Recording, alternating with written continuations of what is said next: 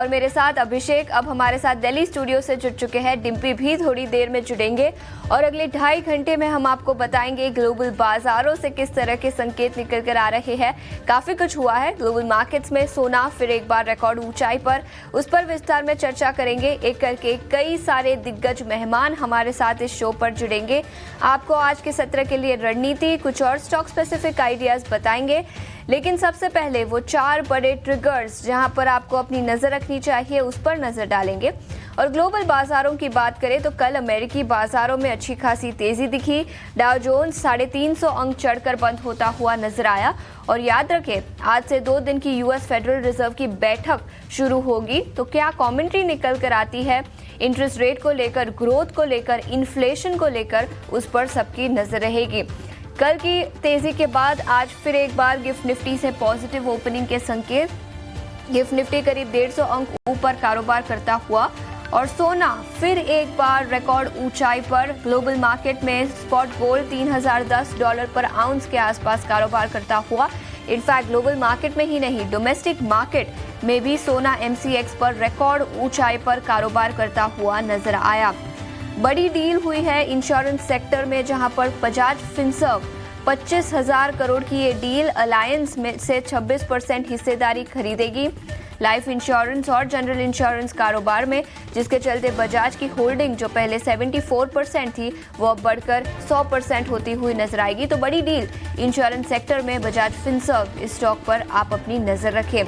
IRCON international को नए orders मिले हैं, वहीं इरेडा के बोर्ड ने 5,000 करोड़ जुटाने की मंजूरी दी है। तो कई सारे स्टॉक स्पेसिफिक ट्रिगर्स होंगे। ऑर्डर इनफ्लो के दम पर इरकॉन इंटरनेशनल, वही फंड रेजिंग प्लान्स के चलते इरेडा, इस स्टॉक पर भी अपनी नजर रखें।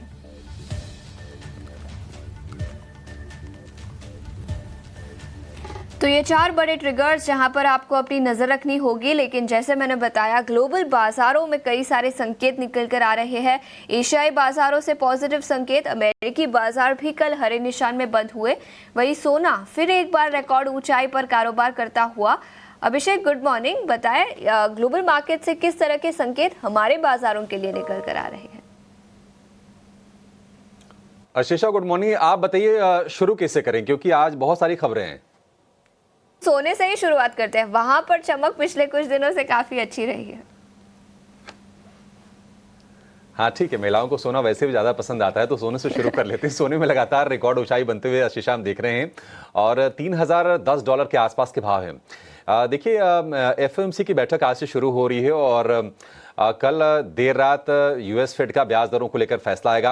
हालांकि ब्याज दरों में किसी बदलाव की उम्मीद नहीं है, लेकिन देखना होगा कि क्या यूएस फेड अपना स्टांस जो हॉकिश है उसको थोड़ा सा कम करता है, थोड़ा उसको घटाता है, इस पर लोग नजर जरूर है। साथ ही साथ इन्फ्लेशन को लेकर कमेंट्री, ग्रोथ को लेकर कमेंट्री, रेसेशन की जो चर्चाएं हो रही हैं उस पर यूएस फेड का नजरिया क्या है, ये हम सब कुछ जेरोम पॉवेल से सुनना चाहेंगे। तो कमेंट्री बहुत क्रूशियल है अमेरिका में इस बार। CME फेड वॉच टूल के मुताबिक दरों में बदलाव नहीं होने की जो संभावना है वो है 99%। तो आप मान के चलिए कि इस बार भी कोई रेट में चेंजेस नहीं होने जा रहे हैं, लेकिन कमेंट्री काफी ज्यादा क्रूशियल होने जा रही है। अमेरिकी बाजारों की बात करें तो कल का सत्र अच्छा रहा। लगातार दूसरे सत्र डाउ में हमने तेजी देखी है और 2 दिनों में डाउ जोन्स करीब 1000 पॉइंट चढ़ गया है। हालांकि नेस्डेक और S&P 500 की बात करें तो अच्छी तेजी हमने प्रीवियस सेशन में देखी थी, लेकिन कल के सत्र में 1/4 से लेकर आधे % के आसपास की तेजी हमने इन दोनों के दोनों इंडेक्स में देखी है। लेकिन स्मॉल कैप को लेकर जो चिंताएं बढ़ रही थी अमेरिका में, थोड़ी सी कह सकते हैं कि लोअर लेवल से रेस्पाइट वाली बाइंग आई है, थोड़ी सी राहत आई है। स्मॉल कैप का जो इंडेक्स है रसल 2000, उसमें 1.25% के आसपास की मजबूती हमने देखी है। लेकिन आज पूरी की पूरी नजरें होंगी। देखिए, यूएस फेड की बैठक तो शुरू हो ही रही है, लेकिन डोनाल्ड ट्रंप मतलब हम चर्चा करें और वो चर्चा में ना आए, ये संभव ही नहीं है। आज डोनाल्ड ट्रंप की रूस के राष्ट्रपति व्लादिमीर पुतिन के साथ बैठक होने वाली है और बैठक इस चीज पर होगी कि क्या रूस और यूक्रेन के बीच में युद्ध विराम हम जल्दी होते हुए देख सकते हैं। हालांकि पुतिन ने पहले कहा है कि वो सैद्धांतिक तौर पर रेडी हैं वो युद्ध विराम को लेकर, लेकिन देखते हैं कि आज चर्चाएं क्या होती हैं और उन चर्चाओं से क्या निकल के आता है। एक और चीज, क्रूड हम देखने की $71 के आसपास है, थोड़े थोड़े हल्के हल्के से स्पाइक आ रहे हैं और उसको भी आप ट्रंप के एंगल से समझिए। दरअसल यमन में जो हुती विद्रोही हैं जिनको ईरान का समर्थन प्राप्त है, उन्होंने लाल सागर में जो व्यापारिक जहाज उस पर हमले किए थे, इसके अलावा इजराइल पर भी हमले कर रहे थे और उसके बाद अमेरिका ने बहुत बड़ा स्ट्राइक उन पर किया। खबरें आ रही हैं कि 50 हुती विद्रोही मारे भी गए हैं और अब अमेरिका ने ईरान को यह चेतावनी दी है कि अगर हुती विद्रोहियों की तरफ से फर्दर कोई आक्रमण अगर होता है तो उसके लिए ईरान को पूरी तरह से जिम्मेदार ठहराया जाएगा और उसके जो परिणाम होंगे वो काफी ज्यादा गंभीर होंगे। देखते हैं कि उधर से क्या निकल के आता है। तो मिडिल ईस्ट हो, रशिया यूक्रेन हो, अमेरिका हो और जो ट्रंप के जो लिंकेजेस हैं ट्रेड को लेकर पूरी दुनिया में, ट्रंप फोकस में लगातार बने हुए हैं। हाल फिलहाल 1-2 दिन में टैरिफ को लेकर कोई चीज नहीं आई है तो बाजार में हमने तेजी देखी है और वॉल स्ट्रीट से क्यू लेते हुए हम देख रहे हैं कि एशिया के बाजारों में भी आज ठीक ठाक तेजी देखने को मिल रही है। अच्छा, यूएस में जो रिटेल सेल्स को जो बिक्री के जो आंकड़े आए हैं, प्रीवियसली जो फोरकास्ट था वो 1.2% गिरने का था, बाद में जो रिवाइज्ड फोरकास्ट था 0.6% बढ़ने का था। हालांकि ये जो रिटेल सेल्स जो बढ़ी है 0.2% बढ़ी है, बट ये राहत की चीज है, मतलब गिरी नहीं है। थोड़ी चिंताएं थी कि किस तरह की रिटेल बिक्री आती है, किस तरह से स्पेंडिंग के आंकड़े निकल के आते हैं, तो उस मोर्चे पर थोड़ी सी राहत जरूर है। अगर हम एशियाई बाजारों की बात करें तो एशियाई बाजारों से संकेत आज ठीक ठाक दिख रहे हैं। जापान के बाजार निक्के में करीब तीसरे सत्र की तेजी है और 550 अंक ऊपर है। हैंगसेंग में 400-450 पॉइंट के आसपास की तेजी हमें देखने को मिल रही है। चीन के बाजार थोड़े से सुस्त हैं, पॉजिटिव बायस के साथ कारोबार कर रहे हैं, लेकिन कोरिया के बाजारों में भी आधे % के आसपास की मजबूती है। एक शेयर फोकस में है और वो है BYD का, जो कि ईवी मैन्युफैक्चर करती है, टेस्ला की कॉम्पिटिटर है, चाइनीज कंपनी है ये। और BYD के शेयर में आज हम तेजी देख रहे हैं। तेजी क्यों है? क्योंकि BYD ने ये दावा किया है कि उन्होंने एक फास्ट चार्जिंग का कोई डिवाइस बनाया है और उससे गाड़ी सिर्फ 5 मिनट में चार्ज हो जाएगी। और इसके बाद हमने देखा कि हांगकांग में BYD के शेयर में करीब 6% के आसपास का उछाल आया। तो ये चीजें हैं।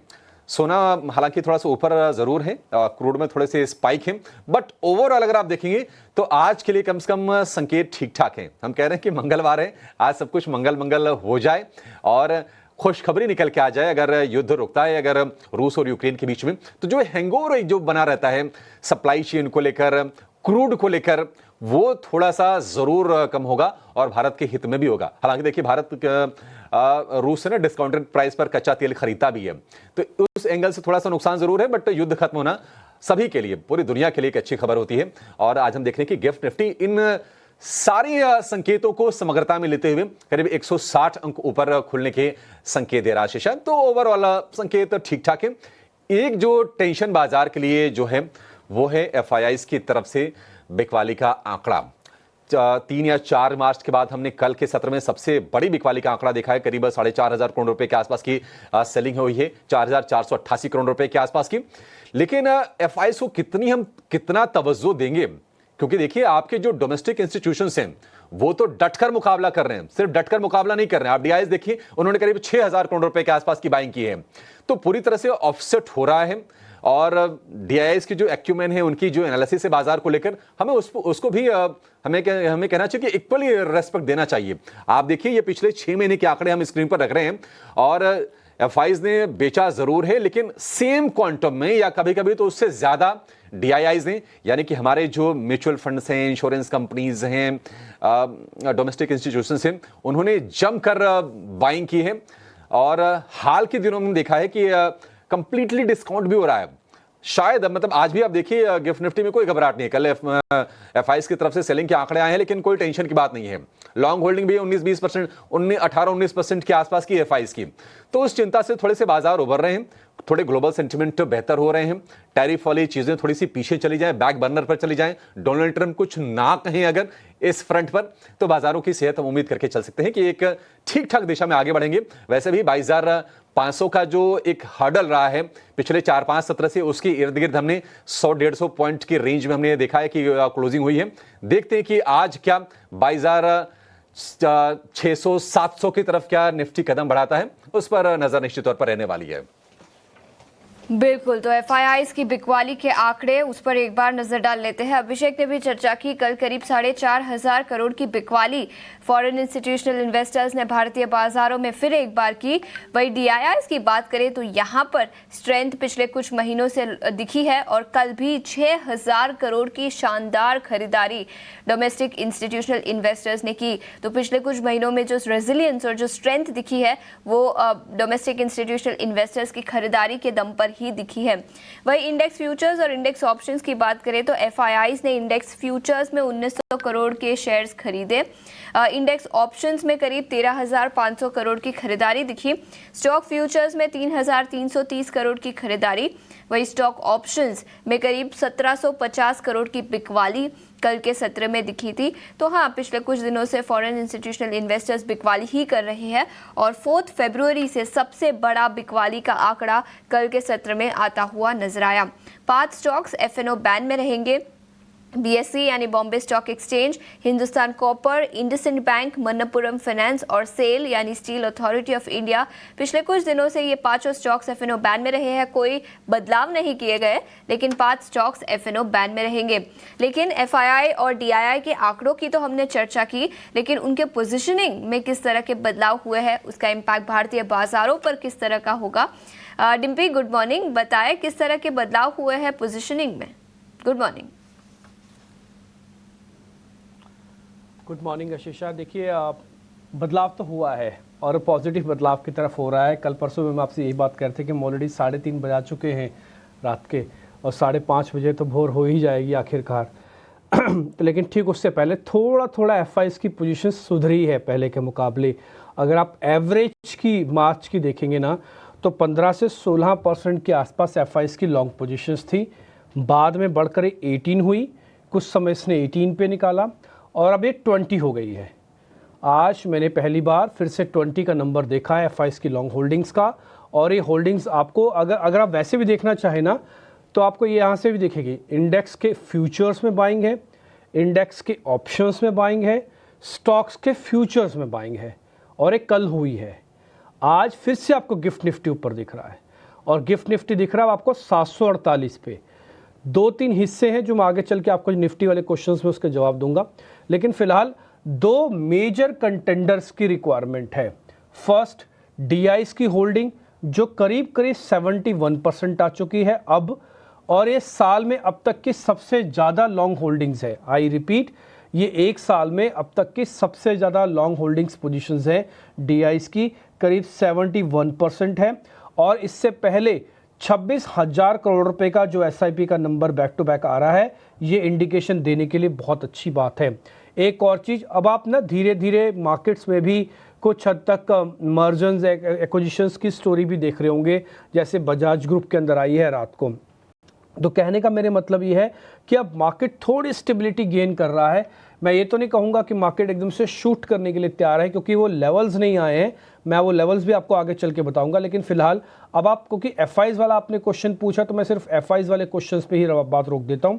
फर्स्ट इज ये एक तो 71% की डीआईआईज़ की होल्डिंग्स, दूसरा 20% एफआईआईज़ की होल्डिंग्स और 68% है रिटेल की होल्डिंग। रिटेल की होल्डिंग 3% से घटी है। ये अच्छा साइन है। मैं बताता हूँ कैसे। जब भी बाजार थोड़ा चले, अगर रिटेल अपना माल छोड़ता जाए, वही माल एफआईआईज़ के पास आ रहा है। आप देखो कि करीब 3 से 4% उनकी होल्डिंग्स बढ़ी, 3 से 4% उनकी रिटेल्स की होल्डिंग घटी। आप बोलेंगे एफआईआईज़ और रिटेल का क्या कनेक्शन सर? क्या एफआईआईज़ रिटेल का माल खरीदता है? नहीं, वो रिटेल का माल नहीं खरीदेगा, या ओपन एंडेड खरीदता है वो। लेकिन होता क्या है कि एक पोजीशनिंग होती है मार्केट के अंदर कि कौन कितना है सिस्टम में लॉन्ग पोजीशंस लेके। तो एफआईआईज़ की होल्डिंग अव्वल नंबर पे होनी चाहिए, दूसरे नंबर पे डीआईआईज़ होना चाहिए, थर्ड नंबर पे रिटेल होना चाहिए। अभी क्या है कि इससे पहले तक रिटेल नंबर 1 था, जो कि रिवर्स ऑर्डर था। रिटेल नंबर 1 था, डीआईआईज़ नंबर 2 थे और एफआईआईज़ बिल्कुल लास्ट में, बिल्कुल रिवर्स ऑर्डर था। अभी धीरे धीरे करके आपको एफआईआईज़ को सबसे नीचे ऊपर रखना होगा, फिर डीआईआईज़ बीच में रहे और रिटेल के पास थोड़ी सी होल्डिंग्स कम हो जाए, तो जिनके पास भी लॉन्ग होल्डिंग्स होते हैं उनको बढ़िया बेनिफिट मिलता है। तो फिलहाल ये चीज़ है। एक चीज़ मैं आपको बस थोड़ा सा और बताता हूँ। मेरे को गाहे बगाए फिर भी लग रहा है, मैंने कल भी बोला था, हालांकि मेरा सब्जेक्ट नहीं है, मैं इसको ज़रा कवर नहीं करता, अभिषेक जी ज़रा कवर करते हैं, बट मेरा ऐसा मानना है कि रशिया और यूक्रेन के बीच में जो बातचीत अभी करवा रहे हैं डोनाल्ड ट्रंप, ये एक बहुत इंपॉर्टेंट पड़ाव है। मैंने कल भी आपको बात बताई थी, ये एक बार सिस्टम में आ जाए तो आप थोड़ा सा और अच्छी चीज़ें देखेंगे। बोलेंगे सर ये क्या नई बात है, युद्ध हो रहा है, एक ना एक दिन तो रुकेगा ही ना, इसमें नया क्या आप बोल रहे हैं। नया बॉस मैं कुछ नहीं बोल रहा, मैं 2-2.5 साल के बाद बोल रहा हूँ, बस यही नया है, आप ऐसा समझ लो, और कुछ नया नहीं है। तो ये एक खबर की सिर्फ वेट हो रही है कि कब और किस रूप में आती है। ग्लोबल मार्केट्स में मेरे को और इसके अलावा कोई और इम्पॉर्टेंट ऐसी बड़ी खबर नहीं लग रही है जिसके बारे में आपका थोड़ा मैं ध्यान खींच पाऊँ। लेकिन हाँ, ये युद्ध विराम वाला जो मैटर है ना, सीज़ फायर, भले वो 30 डेज़ का हो पहले ट्रायल बेसिस पर, फिर भले वो लंबा चले, ये बहुत ज़रूरी है इस समय, भारतीय बाज़ारों के लिए बहुत ज़रूरी इस समय। बिल्कुल बिल्कुल। देखिए सप्लाई चेन को लेकर थोड़ी थोड़ी डिस्टर्बेंसेस रहती हैं, और जियो पॉलिटिक्स अगर नॉर्मल रहे, न्यूट्रल रहे, तो ये सभी के हित में होता है। और उम्मीद करेंगे कि आज जब ट्रंप पुतिन से बातचीत करेंगे तो कोई कंस्ट्रक्टिव कोई इस पर फैसला निकल के आए और कोई कमिटमेंट भी आए। हालांकि पुतिन ने कहा है कि वो सैद्धांतिक तौर पर तैयार हैं युद्ध रोकने के लिए यूक्रेन के साथ, लेकिन अभी तक एक्शन दिखा नहीं है ग्राउंड पर। देखते हैं कि आज क्या कुछ निकल के आता है। लेकिन अब निफ्टी पर लौटते हैं, और कल हमने देखा कि क्लोजिंग ठीक रही, 22,500 के ऊपर की हमने क्लोजिंग देखी। लास्ट आवर के 2 घंटे के ट्रेड में हमने लोअर लेवल से रिकवरी भी देखी। आज संकेत अच्छे हैं डिम्पी, और आज पूरी दुनिया भर से बाजारों को सपोर्ट करने वाले संकेत दिखाई दे रहे हैं। आप जरा बताइए कि क्या आपको लगता है कि जिस हम आंकड़े की बात कर रहे हैं 22,700-800 की रेंज की, वो एक हर्डल की तरह काम करने वाला है, उसको टेस्ट करने की दिशा में निफ्टी आगे बढ़ेगा? हर्डल भी है और वो एक बेंचमार्क भी रहेगा आपका। हर्डल के साथ साथ एक बेंचमार्किंग वहाँ से तय हो जाएगी कि आप जो पुल बैक लेके आए हो, स्ट्रॉन्ग पुल बैक लेके आए हो, या फिर एक हल्का पुल बैक लेके आए हो। निफ्टी के चार्ट मैंने अपनी स्क्रीन पे ड्रॉ कर रखे हैं, एक बार प्रोड्यूसर साहब वो भी दिखाइएगा। आप 2-3 चीज़ें बड़ी इंपॉर्टेंट है इसके अंदर, मैं आपको एक एक करके बता देता हूँ। पहला, निफ्टी के अंदर कल हुआ क्या है।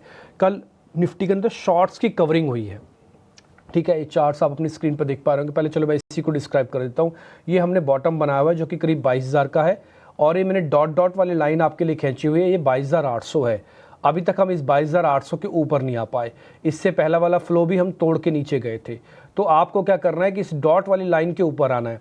इस डॉट वाली लाइन के ऊपर आते ही आपकी एवरेजेस ठीक होने शुरू हो जाएंगी। ये जो आप रेड लाइन कलर कर देख पा रहे हैं ना, ग्रीन कलर की, ये मैं बहुत ही बेसिक टेक्निकल्स बता रहा हूँ। इसमें कोई आपको या मेरे को बड़े टेक्निकल्स की डिग्री लेके आने की ज़रूरत नहीं है।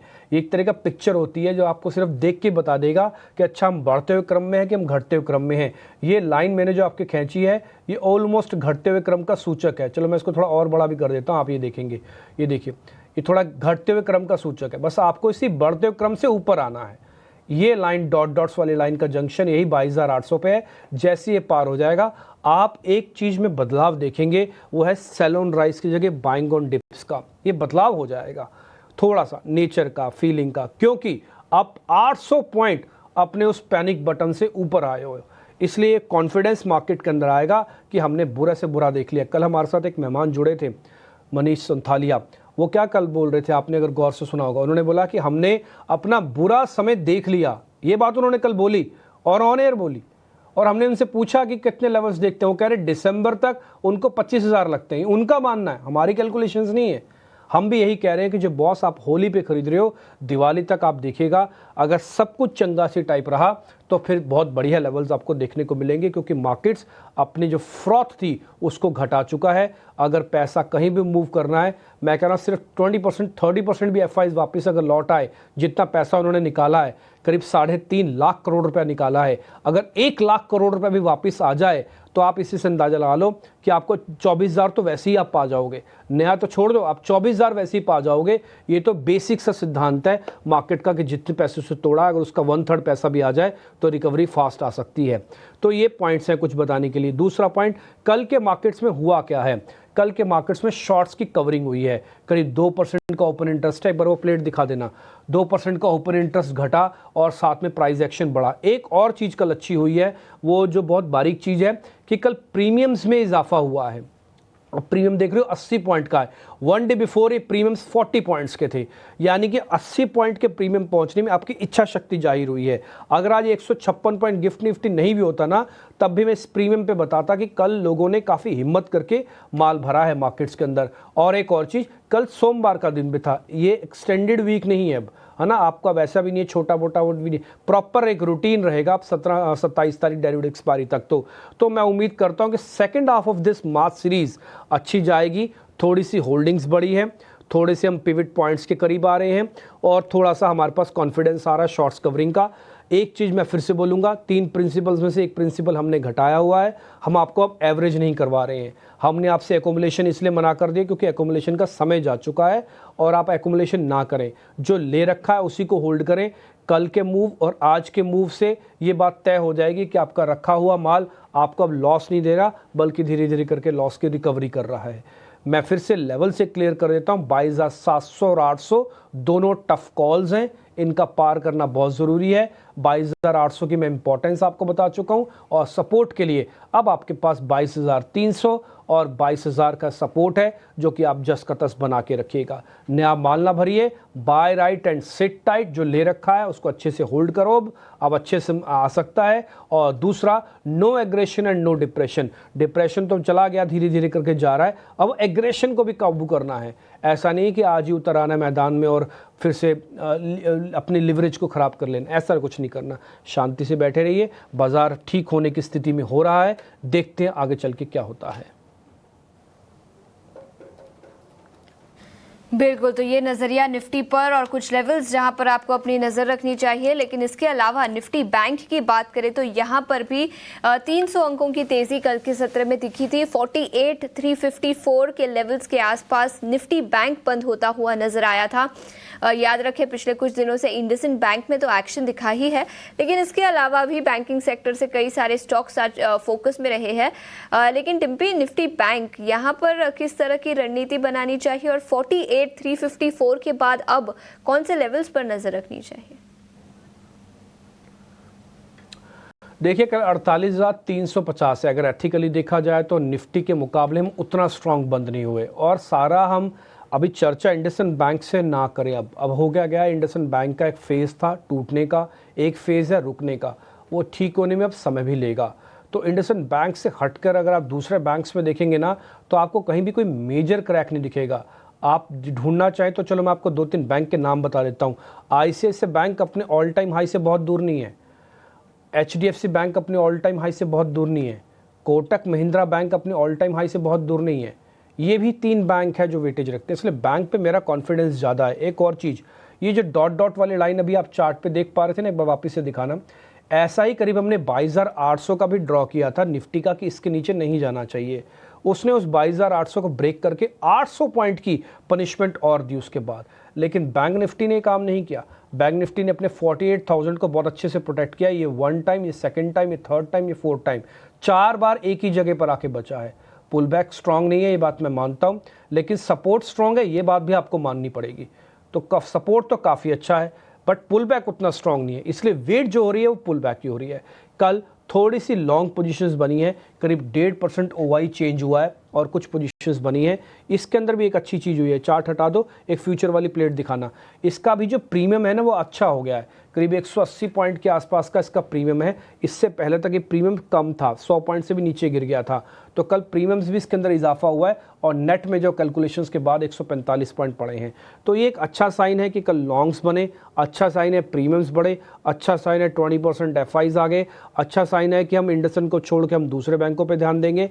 सब कुछ ठीक तो लग रहा है, बेसिक्स है, बट अभी भी मैं 2 लेवल के साथ अपनी पूरी चर्चा को ख़त्म कर दूंगा। फर्स्ट, 22,800 आपको दिखाना बहुत ज़रूरी है और इसको टिकाना बहुत ज़रूरी है। अभी भी आप खतरे के जोन से बाहर नहीं निकले हैं।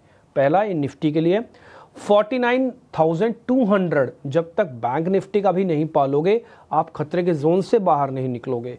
तो फिलहाल ये खतरों के जोन से बाहर निकलने, नेचर बदलने में और फील गुड होने में थोड़ा सा अभी भी समय बाकी है। 3:30 बजे हैं, 5:30 बजे रोशनी होगी सुबह की, अभी 3:30 बजे हुए हैं, तो थोड़ा बहुत अंधेरा है, छटने की ज़रूरत है। देखते हैं कब तक छटता है वे।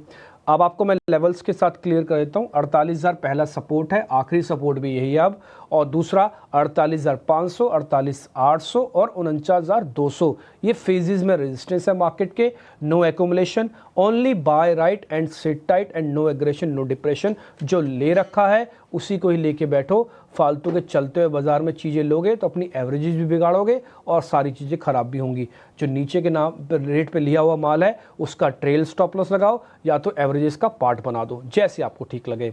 रचना मैम, किरण जानी और साथी वैशाली पारिक मेरे साथ जुड़ रहे हैं। आप तीनों का बहुत बहुत स्वागत, थैंक यू वेरी मच समय देने के लिए। वैशाली मैम आपसे शुरू करें, निफ्टी और बैंक निफ्टी। वैशाली मैम अभी थोड़ा कनेक्ट हो रही है, रचना मैम से शुरू करते हैं। Rachna ma'am thank you very much समय देने के लिए, और किरण सर आपका भी शुक्रिया, thank you very much time निकालने के लिए हमारे लिए फिर से। रचना मैम आपसे ज़रा शुरू करते हैं, निफ्टी और बैंक निफ्टी पर आपका टेक। आपको भी लग रहा है कि मार्केट ने पुल बैक तो उतना स्ट्रांग नहीं है बट बेस स्ट्रांग है, ये तो आप भी मानते होंगे? जी good morning. Yes, I would say कि एक बेस तो बनाया है मार्केट ने पिछले कितने टाइम के अपस्विंग की वजह से, और जो लास्ट वीक थोड़ा कंसोलिडेशन किया उसकी वजह से। अब देखने वाली बात यह है कि फिलहाल हम जहाँ पे बैठे हैं, प्लस थोड़ा सा जो गैप अप हम आज अगर शायद ओपन होंगे तो उस हिसाब से निफ्टी फ्यूचर्स की अगर बात करें तो 22,650 और 700 के बीच में एक जो रेजिस्टेंस है वो थोड़ा स्ट्रॉन्ग है, उस चीज को थोड़ा ध्यान में रखने की बात है।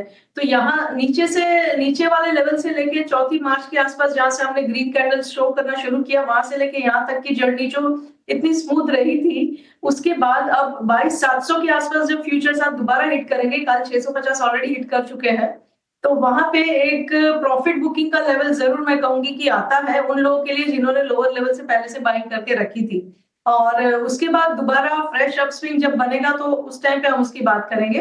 और अगर 22,700 के आसपास अगर स्ट्रॉन्ग डाउनटिक भी दिखाना मार्केट शुरू करे तो हमें ये भूलना नहीं चाहिए कि मीडियम टर्म ट्रेंड को अभी भी शिफ्ट होने में थोड़ा टाइम लग सकता है, and there could be short side opportunities also जो इस रेजिस्टेंस से ओपन अप हो सकती है for extreme short term players. ठीक है, पॉइंट टेकन है मैम। आप जो इंडेक्स पे अपना कॉन्फिडेंस दिखा रही हैं वही हमारा कॉन्फिडेंस है, और थोड़ी सी मेहनत अभी और करनी पड़ेगी, बट हाँ जो हो रहा है पिछले 1-2 दिन से मैं बोलूँगा वो ठीक ही हो रहा है मार्केट्स के लिए। वैशाली मैम भी हमारे साथ अब जुड़ चुकी हैं, उनसे ज़रा ट्रेडिंग कॉल्स के साथ करते हैं शुरुआत। वैशाली मैम नमस्ते, आपकी ज़रा ट्रेडिंग कॉल से करें शुरुआत, आज बताएं अपने ट्रेड आप please. Very good morning all of you. So एक तो जो स्टॉक कल हमने देखा एक अच्छी सी कैंडल बनी है, वॉल्यूम भी अच्छा हुआ है, that is Bajaj Finserv. So Bajaj Finserv में एक बाय स्ट्रेटजी रहेगी, 1870 पे क्लोज हुआ है। सो 1830 का एक्चुअली एक सपोर्ट आएगा, थोड़ा रिट्रेस हो सकता है। 1830 के सपोर्ट के आसपास आप लीजिए और look for a target of 1920। और दूसरा व्यू एक मेरा कॉन्ट्रेरियन व्यू बन रहा है, वो है आईटी इंडेक्स में काफी करेक्टिव मूव हो चुका है। हम वीकली चार्ट में भी देखेंगे तो IT index on the whole 100 period moving average पे बाउंस दे रहा है। तो शुरुआत तो की इन्फोसिस ने जिसने बाउंस देना शुरू किया है। So I think from here on persistent एक मुझे सही लग रहा है, एक बाउंस बैक के तरीके से। 5050 के स्टॉप लॉस के साथ 5500 का टारगेट। 5,050 का स्टॉप लॉस परसिस्टेंट के लिए और 5500 रुपए का टारगेट होगा। और बजाज फिनसर्व वैसे भी आज ये खबर में है शेयर ये, क्योंकि बजाज ने और आलियाज ने इनकी जो 24 साल जो पुरानी पार्टनरशिप थी जनरल इंश्योरेंस को लेकर और लाइफ इंश्योरेंस को लेकर, उसको खत्म करने का फैसला किया है। और बजाज फिनसर्व करीब करीब 25,000 करोड़ रुपए में स्टेक खरीद रही है आलियाज का। तो आज देखते हैं कि रिएक्शन किस तरह का आता है। लेकिन वैशाली जी के रडार पर यह शेयर है और जो टारगेट है आपकी स्क्रीन पर 1920 रुपए के टारगेट, 1830 रुपए का स्टॉप लॉस। तो 2 के 2 बाय कॉल्स वैशाली जी की तरफ से। रचना जी गुड मॉर्निंग, आप बताइए आप क्या खरीदेंगे, आपकी रिकमेंडेशन क्या होगी आज के लिए? जी मेरी तरफ से जो रिकमेंडेशंस रहेगी उसमें एक डॉक्टर रेड्डीज रहेगा, जिसने कल एक काफी स्ट्रॉन्ग बार क्रिएट किया है from the support levels of 1100। जिस हिसाब की क्लोजिंग हुई है high point of the day पे, despite of such a big move intraday, तो मुझे ये लग रहा है कि अभी 1100 का जो सपोर्ट लेवल है वो आने वाले टाइम के लिए it will be like a sacrosanct support जो होल्ड करना चाहिए इन द कमिंग डेज। तो अगर इंट्राडे की तो एक ट्रेड है, लेकिन अगर आप मल्टी डेज के लिए भी अगर पोजीशन बनाना चाहते हैं तो भी यहाँ पे 1100 जब तक होल्ड करेगा तब तक every dip would be a buying opportunity in case of doctor Reddy's futures. और शॉर्ट टर्म के हिसाब से अगर आप मल्टीपल डे का ट्रेड लेते हैं तो 1100 पे भी एसएल लगा सकते हैं। अगर आप 1-2 दिन की बात है, आपकी इंट्राडे की बात है, तो 11 से 30 को एसएल लगा लीजिए और डिप पे बाइंग करिए। एंड अपसाइड पे आपका टारगेट होना चाहिए 1160 एंड 75। और दूसरी मेरी कॉल जो रहेगी उसके अलावा that would be in Tata steel. Tata steel में भी एक सेटअप है जो हमें बता रहा है कि यहाँ पे शायद प्राइस एक्शन में अपसाइड कंटिन्यू होने के चांसेस है। 152 पे बैठे फ्यूचर्स, अगर 150 होल्ड कर जाता है तो 155 एंड 157 के टारगेट इधर भी लगा सकते हैं। ठीक है, तो ये नजरिया टाटा स्टील फ्यूचर्स पर। लेकिन इसके अलावा किरण सर गुड मॉर्निंग, आपके टॉपिक्स भी बता दीजिए, कौन से वो स्टॉक्स होंगे जहां पर खरीदारी के मौके नजर आ रहे हैं। Very good morning everyone. So हम एक अपडेट से स्टार्ट करेंगे। 6 एंड 5 मार्च को जब हम जुड़े थे तब हमने डिस्कस किया था कि निफ्टी के ऊपर एक बुलिश रिवर्सल पैटर्न बना है, जिसके चलते हुए 22,800 से 23,000 की एक रैली एक्सपेक्टेड है। अब आज की गैप अप में ऑलरेडी हम देख रहे हैं कि 22,700 750 के आसपास ओपन हो रहा है। अब उसके बाद अगर 22,800 के ऊपर मार्केट टिकता है तो there are significant reversal we can expected, और ये रैली कंटिन्यू हो सकती है। तो उसको ध्यान में रख के हम 2 ट्रेड दे रहे हैं, दोनों बाय की तरफ है। पहला जो रहेगा वो वरुण बेवरेजेस रहेगा। वरुण बेवरेजेस में लास्ट वीक में भी हमने डिस्कस किया था कि जो 500 के लेवल के आसपास से उसने बॉटम बनाया है, और जिस तरह से inverted head and shoulder pattern का ब्रेकआउट हमें 495 के आसपास दिखा, कल वॉल्यूम के साथ उस ब्रेकआउट को पैन आउट हुआ है। तो कहीं ना कहीं Varun beverages current market price से हम लॉन्ग करेंगे। 505 के आसपास की क्लोजिंग है, और ऊपर में 550 के टारगेट्स आप 1 से 2 दिन में एक्सपेक्ट कर सकते हैं। And 494 as a stop loss हम मेंटेन करेंगे वरुण बेवरेजेस के ऊपर। नेक्स्ट जो कॉल रहेगा वो आरईसी लिमिटेड का रहेगा। आरईसी में भी अगेन आप देखोगे तो जिस तरह का करेक्शन हमने देखा कि 600 लेवल्स, 600 से नीचे में हमने देखा कि ऑलमोस्ट 370 तक आए। अब यहाँ पे आप देखोगे तो 20 दिन की मूविंग एवरेज के ऊपर सस्टेन है, number 1। Number 2, inverted head and shoulder pattern breakout यहाँ पे भी हम देखने को मिल रहा है। तो 410 के आसपास की क्लोजिंग है, लॉन्ग करके जाएंगे। यहाँ पे भी 1 से 2 दिन में आप 430 तक के टारगेट एक्सपेक्ट कर सकते हो। एंड 400 एज स्टॉप लॉस हमें मेंटेन करना रहेगा। तो Varun beverages and REC limited दोनों हमारे प्रेफर्ड बाय रहेंगे। तो आरईसी स्टॉक पर खरीदारी की राय, जहां पर 429 तक के लेवल्स नजर आ सकते हैं। 400 का स्टॉप लॉस बनाने की सलाह यहां पर किरण जी ने दी है। आरईसी पर खरीदारी की राय। इसके अलावा वरुण बेवरेजेस यहां पर भी 550 तक के लेवल्स नजर आ सकते हैं, और 494 का स्टॉप लॉस बनाने की सलाह। इसके अलावा रचना वैद्य के कौन से पिक्स है उस पर भी एक बार नजर डाल लेते हैं। सबसे पहले डॉक्टर रेड्डीज के फ्यूचर्स को खरीदने की उन्होंने सलाह दी थी। 1175 तक के लेवल्स नजर आ सकते हैं, 1130 का स्टॉप लॉस बनाने की सलाह, ये राय। और इसके अलावा टाटा स्टील फ्यूचर्स, इस स्टॉक पर भी रचना जी ने खरीदारी की राय दी थी। 155 तक का टारगेट, 150 का स्टॉप लॉस बनाने की सलाह। तो ये दोनों कॉल्स रचना जी से आती हुई। और इसके अलावा वैशाली पारेख ने अभी बजाज फिनसर्व, यहाँ पर तो एक बड़ी खबर भी निकल कर आई है। बजाज फिनसर्व 1920 तक के लेवल्स नजर आ सकते हैं, 1830 का स्टॉप लॉस बनाने की सलाह। और इसके अलावा आईटी सेक्टर से परसिस्टेंट सिस्टम्स 5500 तक के लेवल्स नजर आ सकते हैं, और 5050 का स्टॉप लॉस बनाने की सलाह। तो ये कुछ ट्रेडिंग कॉल्स आज सुबह हमारे सभी मेहमानों से आते हुए। लेकिन इस बीच याद रखें कई सारी खबरें निकल कर आई है। अभी अभी हमने बजाज फिनसर्व की बात की, वहां से बड़ी खबर। और बजाज फिनसर्व अलायंस के साथ दोनों इंश्योरेंस जॉइंट वेंचर में 26% हिस्सेदारी अब खरीदेगी। इस डील के बाद दोनों कंपनियों में 100% हिस्सेदारी बजाज फिनसर्व की हो जाएगी। खबर की पूरी डिटेल्स और जानकारी बताने के लिए अब हमारे साथ अनुराग शाह जुड़ चुके हैं। अनुराग, बताएं क्या है पूरी डिटेल्स। जर्मनी की दिग्गज इंश्योरेंस कंपनी अलायंस और भारत की बजाज ग्रुप की जो पार्टनरशिप थी, 24 साल की पार्टनरशिप इंश्योरेंस इंडस्ट्री के अंदर, वो अब समाप्त हो रही है। अलायंस जो है अपना 26% हिस्सा जो है वो बजाज ग्रुप को ही बेचेगा, दोनों लाइफ इंश्योरेंस कंपनी और जनरल इंश्योरेंस कंपनी में। और ये 26% जो हिस्सा होगा, इसकी जो वैल्यू होगी ये करीब है 24,000 करोड़, 24,600 करोड़ इसकी जो वैल्यू होगी। अगर लाइफ इंश्योरेंस की बात करें हम तो उसकी वैल्यू है 10,400 करोड़, और जनरल इंश्योरेंस कंपनी है बजाज जनरल इंश्योरेंस कंपनी, उसकी 26% हिस्से की वैल्यू है 13,780 करोड़। तो पहली ट्रांच के बाद ही ये दोनों के बीच की जो साझेदारी है वो समाप्त हो जाएगी। और ये जो 26% हिस्सा खरीदा गया है ये बजाज ग्रुप के द्वारा ही खरीदा गया है, ट्रांजैक्शन बजाज फिनसर्व के द्वारा खरीदा गया है। और बाद में पूरा का पूरा जो 100% हिस्सा होगा अब इंश्योरेंस कंपनी के अंदर, लाइफ इंश्योरेंस और जनरल इंश्योरेंस कंपनी के अंदर, वो बजाज ग्रुप का होगा। उसमें अगर हम बात करें तो बजाज इन्वेस्टमेंट होल्डिंग की जो हिस्सेदारी होगी वो ट्रांजिशन के बाद 19.95% होगी, और जमनालाल सन्स प्राइवेट लिमिटेड की हिस्सेदारी 5% की होगी।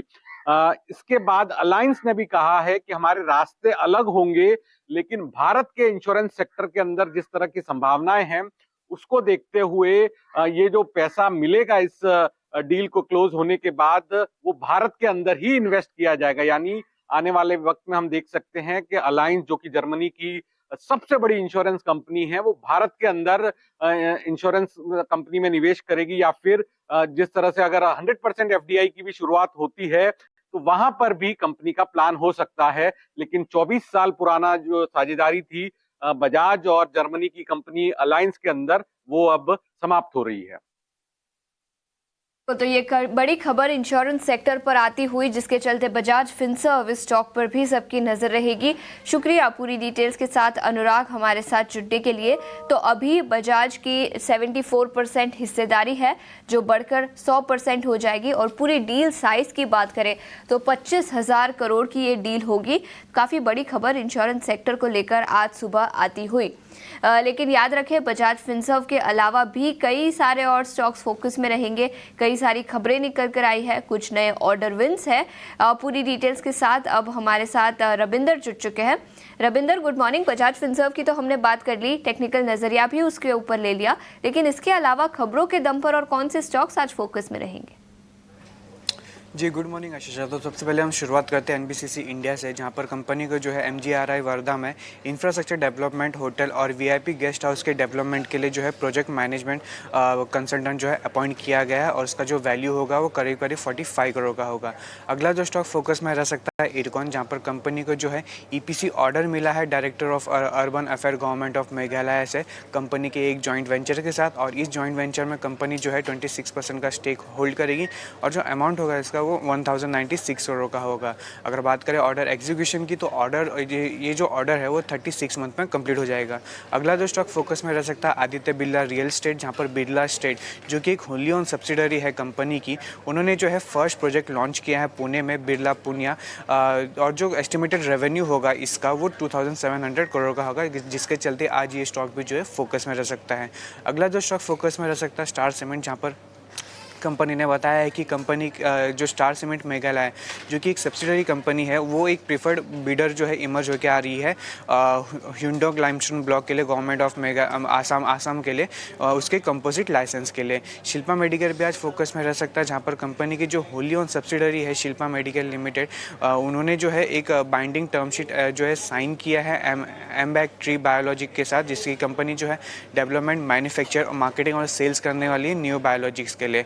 इसी के साथ साथ आज जीएम फाइनेंशियल भी फोकस में रह सकता है, जहाँ पर कंपनी ने जो है अपने प्राइवेट वेल्थ मैनेजमेंट बिजनेस को स्लम सेल के जरिए जो है जीएम फाइनेंशियल सर्विसेज लिमिटेड को ट्रांसफ़र करने के लिए बिजनेस ट्रांसफ़र एग्रीमेंट को जो है बोर्ड ने मंजूरी दे दी है। टाटा मोटर्स भी आज फोकस में रह सकता है, जहाँ पर कंपनी ने जो है एक होली ओन सब्सिडरी बनाया है Tata motor digital AI lab limited के नाम से। अगला जो स्टॉक फोकस में रह सकता है मन्नपुरम फाइनेंस, जहाँ पर बोर्ड जो है वो मीट करने वाला है 20 मार्च को फंड रेज के लिए। इसी के साथ साथ हिंदुस्तान यूनिलीवर भी फोकस में रह सकता है, जहाँ पर competition commission of India CCI ने जो है कंपनी जो एक्वायर करने वाली थी 90.5 stake Uprising Science Private Limited, जो कि पेरेंट कंपनी है ब्यूटी और पर्सनल केयर ब्रांड मिनिमलिस्ट के लिए, उसके लिए जो सीसीआई ने अप्रूवल दे दिया है, और इसका जो कॉस्ट है वो 2670 करोड़ का है। इसी के साथ साथ राइट्स भी फोकस में रह सकता है, जहाँ पर कंपनी को जो है नोटोको रेल होल्डिंग से जो है ऑर्डर मिला था पहले, अब वो ऑर्डर को जो है कंपनी ने क्लाइंट ने रिवाइज किया है। पहले जो ऑर्डर मिला था 5.4 मिलियन यूएसडी का मिला था, अब जो है उसको बढ़ाकर 10.8 मिलियन यूएसडी का मिला है, जिससे कि कंपनी जो है सप्लाई और कमीशन करने वाली है इलेक्ट्रिक लोकोमोटिव का। इसी के साथ साथ इरेडा भी आज फोकस में रह सकता है, जहाँ पर कंपनी ने जो है बोरोइंग प्रोग्राम जो है FY25 के लिए वो इंक्रीज़ किया 5000 करोड़ से, और इसी के साथ साथ जो बोरोइंग लिमिट है FY25 के लिए वो 24,200 करोड़ से बढ़कर 29,200 करोड़ पर आ जाती है। आखिर में बात करेंगे वेदांता की, जहाँ पर चेयरमैन ने जो है एक लेटर रिलीज़ किया, जहाँ पर उन्होंने कहा है कि जो डीमर्जर होगा वेदांता ग्रुप का, वो एक पोटेंशियल वैल्यू अनलॉकिंग होगा, और जो ईच ऑफ 4 डीमर्ज कंपनी है उनके पास जो है पोटेंशियल है $100 बिलियन को ग्रो करने पे। कई सारे स्टॉक्स जो खबरों के दम पर आज के सत्र में फोकस में रहेंगे। रविंदर, शुक्रिया पूरी डिटेल्स के साथ हमारे साथ जुड़ने के लिए। और अभी वेदांता पर चर्चा कर रहे थे और रविंदर हमें बता रहे थे चेयरमैन की कमेंट्री निकल कर आई है, जहां पर उनका मानना है कि हर एक बिजनेस करीब $100 बिलियन की कंपनी हो सकती है। याद रखें, D merger already on track है। इनफैक्ट मैनेजमेंट का मानना है कि पहली तिमाही अगले साल यानी जून 2025 तक ये डी मर्जर कंप्लीट होता हुआ नजर आएगा। ऑलरेडी कई सारे अप्रूवल्स कंपनी को मिल चुके हैं, शेयर होल्डर अप्रूवल मिल चुका है, क्रेडिटर्स का अप्रूवल मिल चुका है और अगले 4-5 महीने में ये डीमर्जर खत्म भी होता हुआ नजर आएगा। और चेयरमैन यानी अनिल अग्रवाल का मानना है कि डीमर्जर के चलते वैल्यू अनलॉकिंग भी होती हुई नजर आएगी। तो वेदांता इस स्टॉक पर खबरों के दम पर आज एक्शन दिखेगा। लेकिन किरण सर, टेक्निकल्स पर देखें तो वेदांता के पर आपकी क्या राय होगी? एक डिविडेंड प्ले भी है, काफी अच्छा डिविडेंड देता है ये स्टॉक, लेकिन टेक्निकल्स पर मेटल्स में पिछले कुछ दिनों से एक्शन दिखा है। वेदांता 447 के आसपास, क्या राय होगी? सो वेदांता की बात करें तो ओवरऑल मेटल सेक्टर की बात करें, काफी सारे मेटल के स्टॉक्स है जहां पे हम inverted head and shoulder pattern है तो कप एंड हैंडल पैटर्न है तो असेंडिंग ट्रायंगल पैटर्न ब्रेकआउट देखने को मिल रहा है। पर्टिकुलरली आप निफ्टी मेटल्स के सेक्टर्स भी देखोगे तो एक दो सेक्टर को छोड़ के बाकी सभी सेक्टर अपने 200 डेज मूविंग एवरेज के नीचे ट्रेड करे, जहाँ पे निफ्टी मेटल अपने 200 डेज मूविंग एवरेज के ऊपर ट्रेड करा है। Vedanta one of the under perform stock था। उसके सामने आप देखोगे हिंडाल्को हो गया, जिंक हो गया, या तो जेएसडब्ल्यू स्टील हो गया, टाटा स्टील हो गया, वो अपनी 200 दिन की मूविंग एवरेज के ऊपर ट्रेड कर रहे हैं। बट करंट मार्केट प्राइस अगर हम वेदांता की ही बात करें तो inverted head and shoulder pattern breakout के वर्ज ऑफ ब्रेकआउट के आसपास ट्रेड कर रहा है। 450 का वो ब्रेकआउट लेवल है तो कंडीशनल बाय रहेगा हमारा। 450 के ऊपर हम लॉन्ग करेंगे वेदांता। एक स्ट्रिक्ट स्टॉप लॉस जो हमें रखना है 450 के ऊपर, जैसे ही स्टॉक सस्टेन करता है उसके बाद 430 का हमें स्टॉप लॉस मेंटेन करना रहेगा। अगर 450 के ऊपर आप लॉन्ग करते हो, 430 का स्टॉप लॉस रखते हो, तो ऊपर में जो एक गैप क्रिएटेड है 495-500 के बीच में, वहां तक स्टॉक जा सकता है। तो not only for the intraday लेकिन शॉर्ट टर्म के लिहाज से डेफिनेटली हमारे हिसाब से वेदांता लॉन्ग करना चाहिए। ये नजरिया वेदांता पर कमेंट्री निकल कर आई है चेयरमैन की, जिसके चलते स्टॉक में आज एक्शन दिखेगा। लेकिन इसके अलावा फार्मा सेक्टर के कई सारे स्टॉक्स में कल अच्छा एक्शन दिखा। निफ्टी फार्मा इंडेक्स सबसे बड़ा सेक्टोरल गेनर तो था ही, लेकिन इंडिविजुअल स्टॉक्स की बात करें तो डॉक्टर रेड्डीज 3.5 से 4% तेजी के साथ बंद हुआ। ग्रैन्यूल्स इंडिया और बायोकॉन, इन दोनों स्टॉक्स में भी 3 से 4% की तेजी दिखी। वैशाली, क्या राय होगी इन फार्मा सेक्टर के स्टॉक्स पर? स्पेशली डॉक्टर रेड्डीज 4% की तेजी के साथ कल बंद हुआ था। Basically overall I think individual pharma stocks में पिकअप आया है। इनफैक्ट हमने कल डॉक्टर रेड्डीज लोअर लेवल्स पे रेकमेंड किया था और हमारा ट्रेडिंग टारगेट था 1150। सो अगर ये लेवल से अगर सस्टेन करता है और फर्दर रन अप आता है, so I would say on near term basis 1120 का सपोर्ट रहेगा।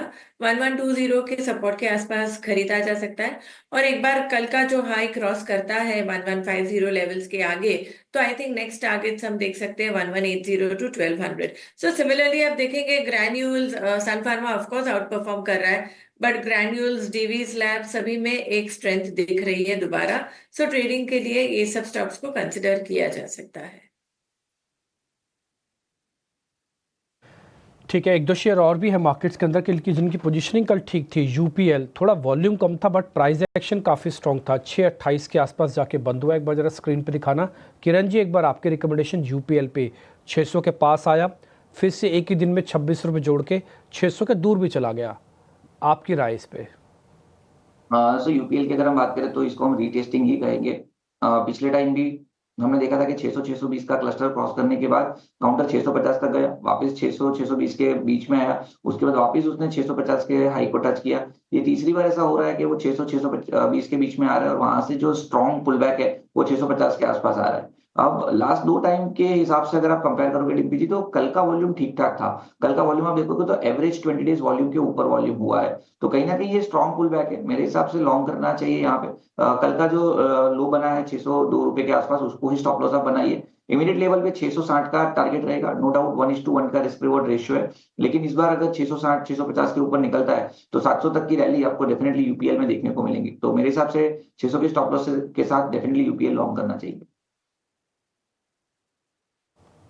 ठीक है, 600 का लगाओ स्टॉप लॉस, इसमें लॉन्ग करके रखो क्योंकि 600 का लेवल ये तोड़ता नहीं है। और एक पूरा अगर आप दिखाना चाहे तो एक महीने का चार्ट भी दिखा दो इसका एक बार जरा यूपीएल का। अगर एक महीने में आपको लगता है कि बाजार काफ़ी अच्छे से कमज़ोर हुआ है, बट यूपीएल को छोड़ के यूपीएल में ज़्यादा कमज़ोरी नहीं आ पाई। आप ये देख पा रहे हैं 1 मंथ में तो नेट में 1.25% जुड़ा है। आप चाहो तो इसको 1.5 महीना 2 महीने तक भी ड्रैग कर सकते हो, वहाँ पर भी आपको ज़्यादा दिक्कत नहीं दिखेगी। एक बार इसने 600 पाया, फिर 600 को छोड़ा नहीं, और अभी भी 600 का ही स्टॉप लॉस आपकी स्क्रीन पर दिख रहा है। ये 3 महीने का चार्ट आप देख पा रहे हो। अगर 3 महीने में बाजार बहुत ज़ोर से गिरे हैं तो यूपीएल ने करीब 17% का पॉजिटिव रिटर्न दिया है। छांट छांट के शेयर पकड़ो बॉस, जहाँ पे चीज़ें। इसलिए तीसरा प्रिंसिपल बना था जिसके बारे में बार बार आपसे कह रहे हैं कि buy right and sit tight. अच्छे शेयर्स पकड़ के बैठ जाओ, वो ना तो गिरेंगे ना ही आपको डिस्टर्ब करेंगे, और अपॉर्चुनिटी भी देंगे पुल बैक के अंदर पार्टिसिपेट करने की। 2 शेयर मेरे पास और भी हैं, हालांकि मैं इनको वैल्यू बाय के तौर पर सिर्फ समझता हूँ, और मेरा ऐसा मानना है कि इनको लेके होल्ड करके रखना चाहिए। एक है पेटीएम। वैशाली मैम, ये आपसे है क्वेश्चन। एक है पेटीएम और दूसरा है पॉलिसी बाजार। बस मेरे को आपसे ये पता करना है, क्योंकि दोनों का ही नेचर प्लेटफॉर्म बेस्ड कंपनीज हैं। एक फाइनेंशियल ट्रांजैक्शंस कराता है और एक इंश्योरेंस करवाता है अपने प्लेटफॉर्म पे ट्रेड, तो इनके रिस्क कॉमन रिस्क जैसे ही हैं। तो इन दोनों में से आपको चार्ट्स पे वैल्यूएबल कौन लग रहा है? मैं थोड़ा समय दूंगा इन दोनों ही कंपनीज को, पीबी फिनटेक और पेटीएम। तो मैंने दोनों स्टॉक्स बहुत इंट्रिकेटली स्टडी किया है। Paytm 650 is a strong support level. 650 जो हमने देखा था थोड़े दिन पहले ही एक लो आया है और उसके बाद सस्टेन कर रहा है हायर लेवल्स पे। सो 650 का सपोर्ट रहेगा, और अगर ये स्टॉक 700 720 को क्रॉस करता है तो 850 का target, that would be the next target. So Paytm also 650 के सपोर्ट को के नजदीक लिया जा सकता है, बिकॉज वो एक फेवरेबल रिस्क रिवॉर्ड रेशियो बनता है, और यहाँ से अगर एक अपमूव आता है तो एक you will get a very good return. अभी पीबी फिनटेक भी हमने देखा कि कई दिनों से करेक्टिव मूव आ चुका था। टेक्निकली हम देखेंगे तो 1312 1310 का एक अच्छा सा सपोर्ट था जो हमने कल विटनेस किया, और वहीं से एक बाउंस बैक आया है। So for now 1320 is a support, I mean 1310 is a support, और यहाँ से अगर ये सस्टेन करता है तो आई थिंक ये 1410 तक जा सकता है। सो ये दोनों स्टॉक्स में सिमिलर पैटर्न भी बन रही है, और करेक्शन फिलहाल कंप्लीट हो चुका है, बट अगर ये लेवल्स टूटते हैं तो फिर फर्दर वीकनेस आ सकती है। सो सपोर्ट के आसपास ही खरीदना बेटर रहेगा, so that risk reward ratio is favourable. ठीक है, डन। तो आपने दोनों स्टॉक्स में बता दिया, और अच्छी बात ये रही कि आपने इन दोनों स्टॉक्स की अच्छी स्टडी भी कर रखी है। जैसे आपने खुद बताया कि आपने इन स्टॉक्स को अच्छे से देखा हुआ है। अब मेरे साथ विवेक कारवा भी जुड़ चुके हैं। विवेक सर नमस्ते, थैंक यू वेरी मच समय देने के लिए। 22,000 22,100 200 का लेवल था, मेरे को याद है आपने हमसे ये कहा था कि अब तो वैल्यू बाय करनी चाहिए, अब गिरावट हो गई है कंप्लीट, अब थोड़ा पुल बैक आएगा। उसमें आपने करेज भी दिखाया, हिम्मत भी दिखाई, अपने इंटेलिजेंस को भी शो किया, और मार्केट्स ने वहीं पे अपना बॉटम भी बनाया है अभी तक तो, है ना, और थोड़ा ऊपर भी आया है। क्या एक बार और करेज दिखा सकते हैं सर आप?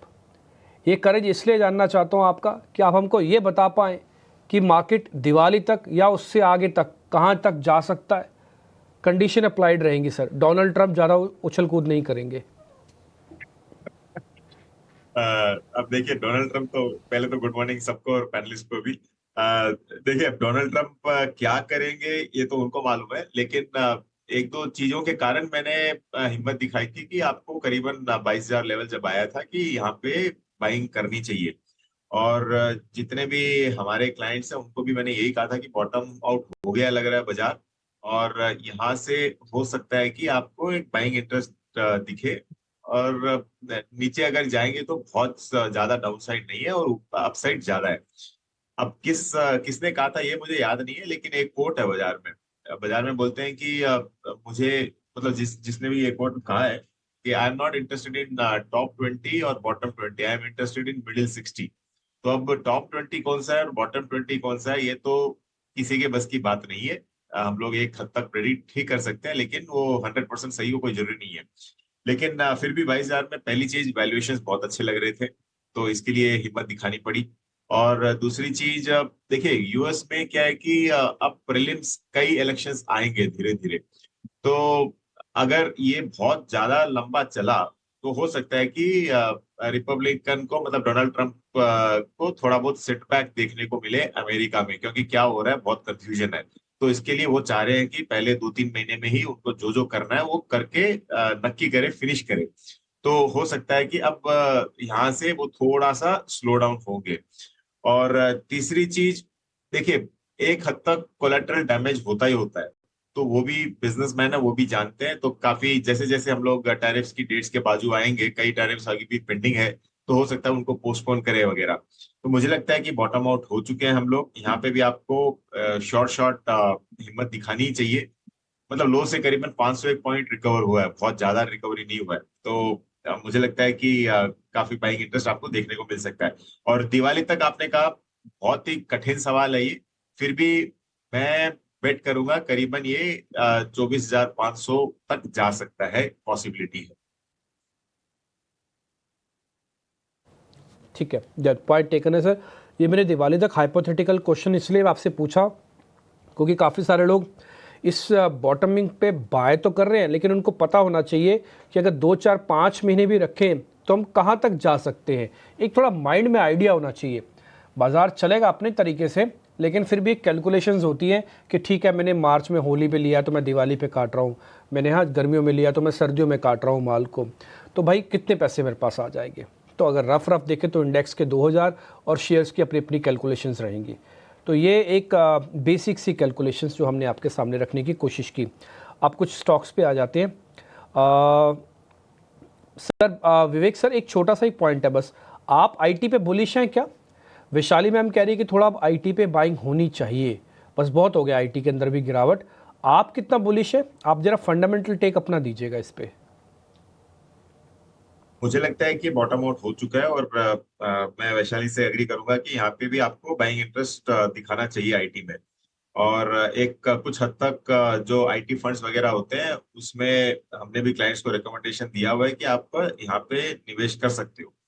अब कारण इसका ये है, देखिए, एक तो वैल्यूएशन पहले मतलब बाजार जब एकदम हाई वैल्यूएशंस पे था, फिर भी आईटी इतना महंगा नहीं था, पहली चीज। अब जो महंगा नहीं था वो और भी सस्ता हो गया है। कंफ्यूजन क्या होकर रखा था जब डोनाल्ड ट्रंप ने चालू किया ये टैरिफ वॉर वगैरह, और कि आप लोकल एम्प्लॉयज को ज्यादा हायर करो, तो ये दिक्कतें आ रही थी कि आप कितना हम लोग आउटसोर्स कर सकते हैं, या फिर कितने जो आईटी कंपनीज है, लोकल स्टाफ जो होता है अमेरिका में, उनको कितना हायर करना पड़ेगा, उससे कॉस्टिंग बढ़ सकता है। मुझे लगता है कि वो सारा सेटल डाउन है। ऐसा कोई खास चीज होने वाली नहीं है। और जैसे मैंने कहा, 46,000 आईटी इंडेक्स चल रहा था, आज 36,000 पे चल रहा है। वैल्यूएशन काफी इंटरेस्टिंग है। यहाँ पे आपको लमसम नहीं तो एटलीस्ट एसआईपी मोड में थोड़ा बहुत बाइंग जरूर करनी चाहिए। और न्यू एज आईटी कंपनीज है जो ज्यादा इंडिया फोकस, अभी थोड़ी देर पहले आप बीबी, फिनटेक या फिर पेटीएम की बात कर रहे थे, वैसी कंपनीज को भी आपको सीरियसली देखना चाहिए भारत के अंदर। नहीं, पॉइंट आपका टेकन है सर। मैं भी थोड़ा आईटी पे मानता हूँ कि देखो, कुछ नहीं तो कम से कम सेक्टर की वेटेज वाला शेयर्स तो है ना। अब आप आईटी को छोड़ के कैसे पूरे बाजार को चला सकते हो और कल्पना कर सकते हो कि हम नया हाईवे बना देंगे? ऐसा तो होगा ही नहीं। ये हो सकता है कि आईटी सेकंड नंबर पे रहे रिकवरी में, थर्ड नंबर पे रहे रिकवरी में, बट अपनी वेटेज तो है। तो इस समय मार्केट्स के अंदर मैं किरण सर की तरफ से, और रचना मैम ने भी ऑलमोस्ट यही बोला, और वैशाली मैम भी यही बता रही हैं, और विवेक जी आप भी ये बता रहे हैं, थोड़ी वैल्यू हंटिंग करने की ज़रूरत है अभी भी। तो आप करते जाओ और buy right and sit tight करके बैठो। आई होप सो कि जो ज़्यादातर एक्सपर्ट्स कह रहे हैं कि दिवाली तक हम 24,000, 24,500, कोई 25,000 भी बोल रहा है, अगर यहाँ तक भी आते हैं ना तो एक अच्छा प्रॉफिट होगा आफ्टर कोविड। जैसे कोविड में प्रॉफिट हुआ आपको, उसके बाद का ये भी एक ऐसा ही फेज़ है जिससे हम पार पा रहे हैं। छोटा सा ब्रेक ले रहे हैं, ब्रेक के बाद इसी चर्चा को आगे बढ़ाएंगे। बहुत सारे शेयर्स और भी हैं जिस पर हम डिस्कशन करेंगे। जवाब ले लेते हैं। वैशाली जी बताइए, इरकॉन कैसे लग रहा है आपको? और इरकॉन के साथ साथ अगर रेलवे में कहीं आपको मौके लग रहे हैं ट्रेड के लिहाज से, तो जरा वो भी ऐड कीजिएगा। देखिए, इरकॉन काफी करेक्टिव मूव आ चुका है राइट फ्रॉम, एक्चुअली मैं वीकली चार्ट भी देखती हूँ तो 340 से अभी नाउ है 130 लेवल्स। सो टेक्निकल सपोर्ट एक 120 के आसपास आता है, which is pretty much close to the support. So और यहाँ पे भी हम देख रहे हैं दैट प्रीवियस लो इज 132 या 133 लेवल्स। सो एक ये सपोर्ट भी एक मायने का है। तो आई थिंक यहाँ से एक बाउंस जरूर आ सकता है। नियर टर्म के लिए हम देखें तो 130 के स्टॉप लॉस के साथ इसमें 160 का एक अपसाइड मूव आ सकता है।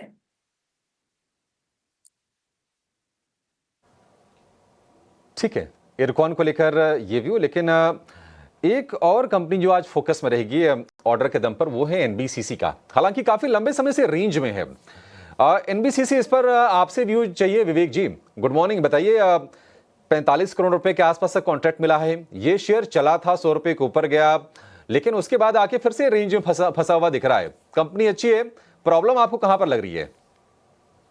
वो अभिषेक हमारी लैंग्वेज मतलब मारवाड़ी में बोलते हैं कि दाल में बघार भी नहीं लगता है 45 करोड़ से। और ये कितने लोग समझे नहीं मालूम, लेकिन मतलब वो बोलते हैं कि जो दाल फ्राई होता है ना, दाल में वो फ्राई भी नहीं होता है। इतना सा छोटा सा ऑर्डर है, करीबन 21,000 करोड़ का मार्केट कैप है। तो ठीक है, एक दिन का हो सकता है 1-2% आपको अप रैली दिखा दे कंपनी, लेकिन ओवरऑल मुझे लगता है कि आज के दिन भी वैल्यूएशन वाइज ये काफी ऑन द स्ट्रेस साइड है। और सबसे बड़ी दिक्कत मेरे लिए ये है कि जो केपेक्स सरकार कर रही थी उसमें काफी स्लो डाउन आपको देखने को ऑलरेडी मिल चुका है। तो जो पहले जितना मतलब अग्रेसिवली ये लोग इंफ्रास्ट्रक्चर में जा रहे थे, उतना अभी जाएंगे नहीं जाएंगे, खर्चा होगा नहीं होगा इस साल, ये मुझे अभी भी डाउट है। तो इसके लिए थोड़ा सा आपको सावधानी बरतनी चाहिए यहाँ पे।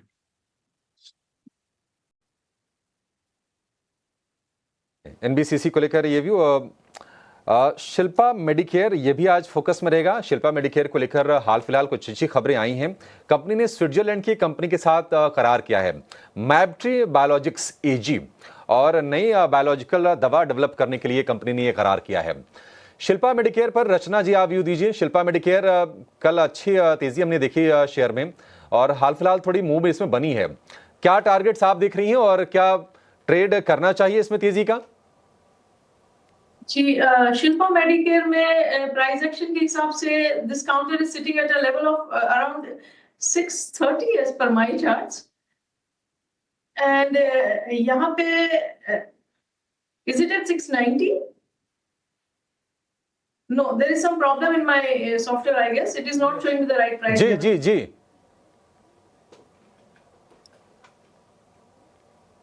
I'll skip this. ठीक है, शिल्पा मेडिकेयर शायद सही से आवाज पहुंच नहीं पा रही है, और फिर से कुछ और।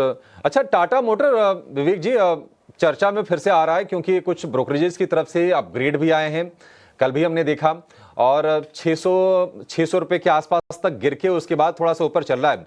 अब कहा यह जा रहा है कि नहीं, मार्जिन प्रोफाइल यहां से बेहतर हो सकता है, नए लॉन्च अगर होते हैं तो कंपनी को मार्केट शेयर बढ़ाने में मदद मिलेगी। ऑलरेडी हम देख रहे हैं कि वैल्यूएशन काफी ज्यादा कॉम्प्लेक्स है, 6 के नीचे के आसपास का पीई है। आपको लगता है कि टाटा मोटर किसी को अगर समय देना हो, यहां से मान लीजिए किसी को अगर साल भर 2 साल का नजरिया लेके अगर चलना हो, तो पोटेंशियल है 25-30% रिटर्न मिल जाएंगे इसमें? Abhishek ji, I think no brainer है ये। पहले तो वैल्यूएशन थोड़ा सा स्ट्रेच हो गया, मतलब वैल्यूएशन फिर भी स्ट्रेच नहीं था टाटा मोटर्स का इन पर्टिकुलर। क्या हुआ था कि रनअप बहुत फास्ट था, तो करीबन ये 1200 रुपए चला गया था, तो इसके लिए उस रनअप के बाद एक प्रॉफिट बुकिंग बनता था, और लेकिन प्रॉफिट बुकिंग भी कुछ ज्यादा ही हो गया, ऑलमोस्ट समझ लीजिए कि 45-50% प्रॉफिट बुकिंग ऑलरेडी हम लोग इस स्टॉक में देख चुके हैं। और एक और जो न्यूज बेस्ड इसमें नेगेटिविटी ये थी कि टेस्ला कितनी जोरों से आएगा। अब टेस्ला अगर भारत में आता भी है, मुझे लगता है कि उनका जो इंफ्रास्ट्रक्चर है उनको सेटअप करने में अगले 3 साल लग सकते हैं। तो आई थिंक इन भावों में टाटा मोटर्स एक नो ब्रेनर है। यहाँ पे आप अक्यूमुलेट करो तो आपने जैसे कहा, आपके मुंह में घी शक्कर 20-25% आपको हो सकता है कि मिल भी जाए। ठीक है, टाटा मोटर्स को लेकर ये व्यू। प्री ओपन की शुरुआत होगी है, एक बार जरा लेवल्स पर नजर डालते हैं और देखते हैं कि किस तरह की शुरुआत होने की उम्मीद है बाजारों में। जैसा कि गिफ्ट निफ्टी इंडिकेट कर रहा था, 160 अंक ऊपर गिफ्ट निफ्टी शुरुआत के संकेत दे रहा था। 137-38 अंक आपको ऊपर नीचे निफ्टी के लेवल्स दिखेंगे। हालांकि 9:08 के आसपास ये लेवल सेटल हो जाएंगे, उसके बाद आपको एक सही अंदाजा लग पाएगा बाजार के बारे में। लेकिन आज जो बजाज फिनसर्व ने जो डील की है आलियांज के साथ, पूरा का पूरा स्टेक बाय कर रहे हैं, 100% स्टेक इनका हो जाएगा।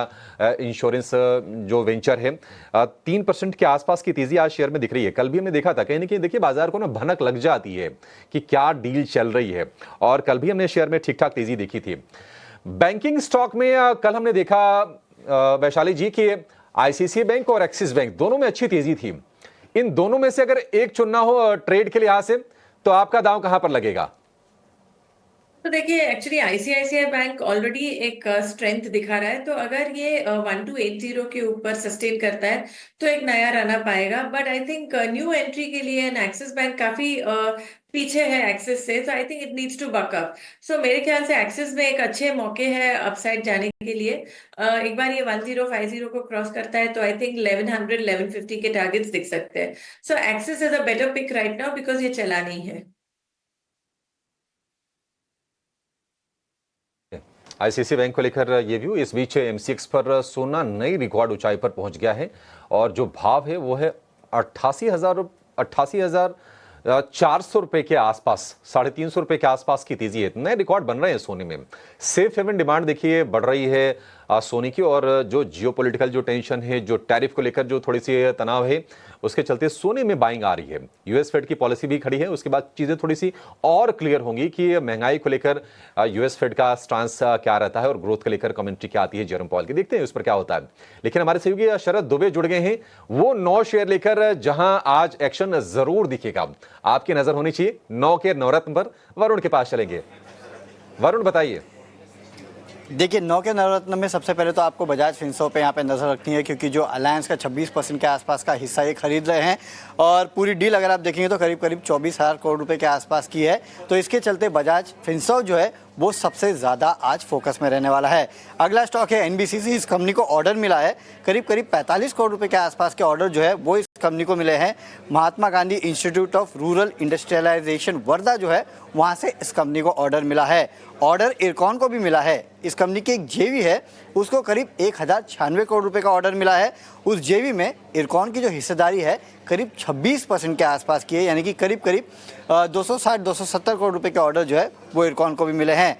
राइट्स लिमिटेड, इस कंपनी को एक रिवाइज ऑर्डर मिला है और ये रिवाइज ऑर्डर जो है $10.8 मिलियन के आसपास का है। इलेक्ट्रिक लोकोमोटिव जो है वो सप्लाई करने के लिए ये ऑर्डर है। स्टार सीमेंट, इस कंपनी की एक सब्सिडरी है स्टार सीमेंट मेघालय, उनको प्रिफर्ड बिडर यहाँ पे घोषित किया है।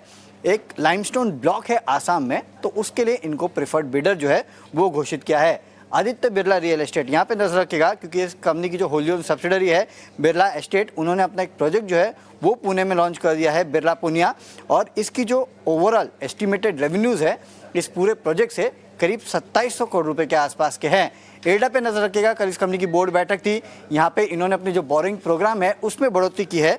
अब जो नया बोरिंग प्रोग्राम है वो 29,200 करोड़ का है FY25 के लिए, यानी कि अपने बोरिंग प्रोग्राम में 5,000 रुपये के आसपास, 5,000 करोड़ रुपए के आसपास की वृद्धि जो है इस कंपनी ने की है।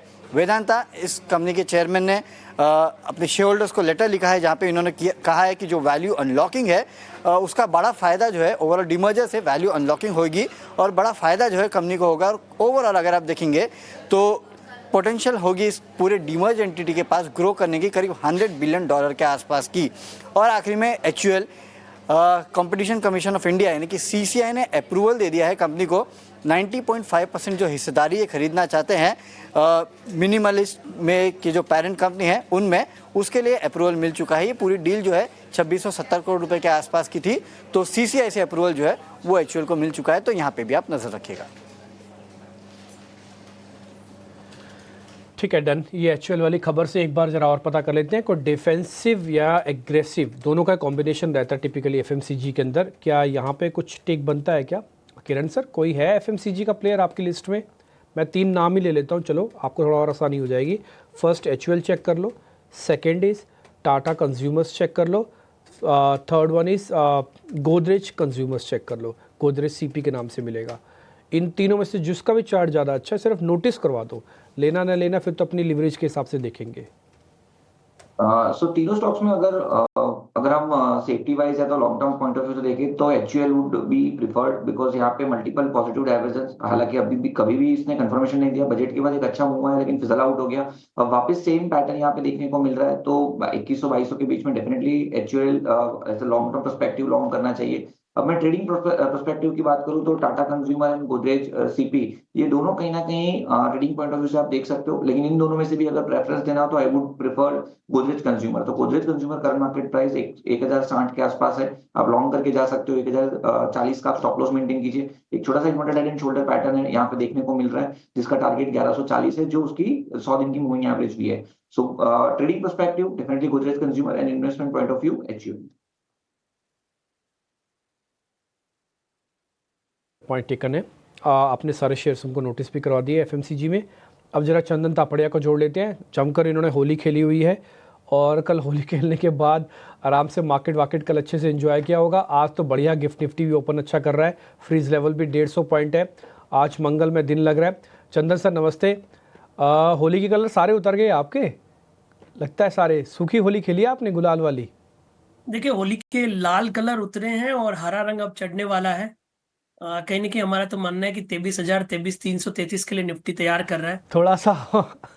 थोड़ा सा और हरा कलर चढ़ा दो, थोड़ा और हरा कलर चढ़ा दो सर। बिल्कुल। तो एज ऑफ नाउ तो यही सेटअप लग रहा है कि मार्केट जो 22,000 के नीचे का जोन बनाया था वहां पे एक पॉजिटिव पैटर्न कंप्लीट हुआ है।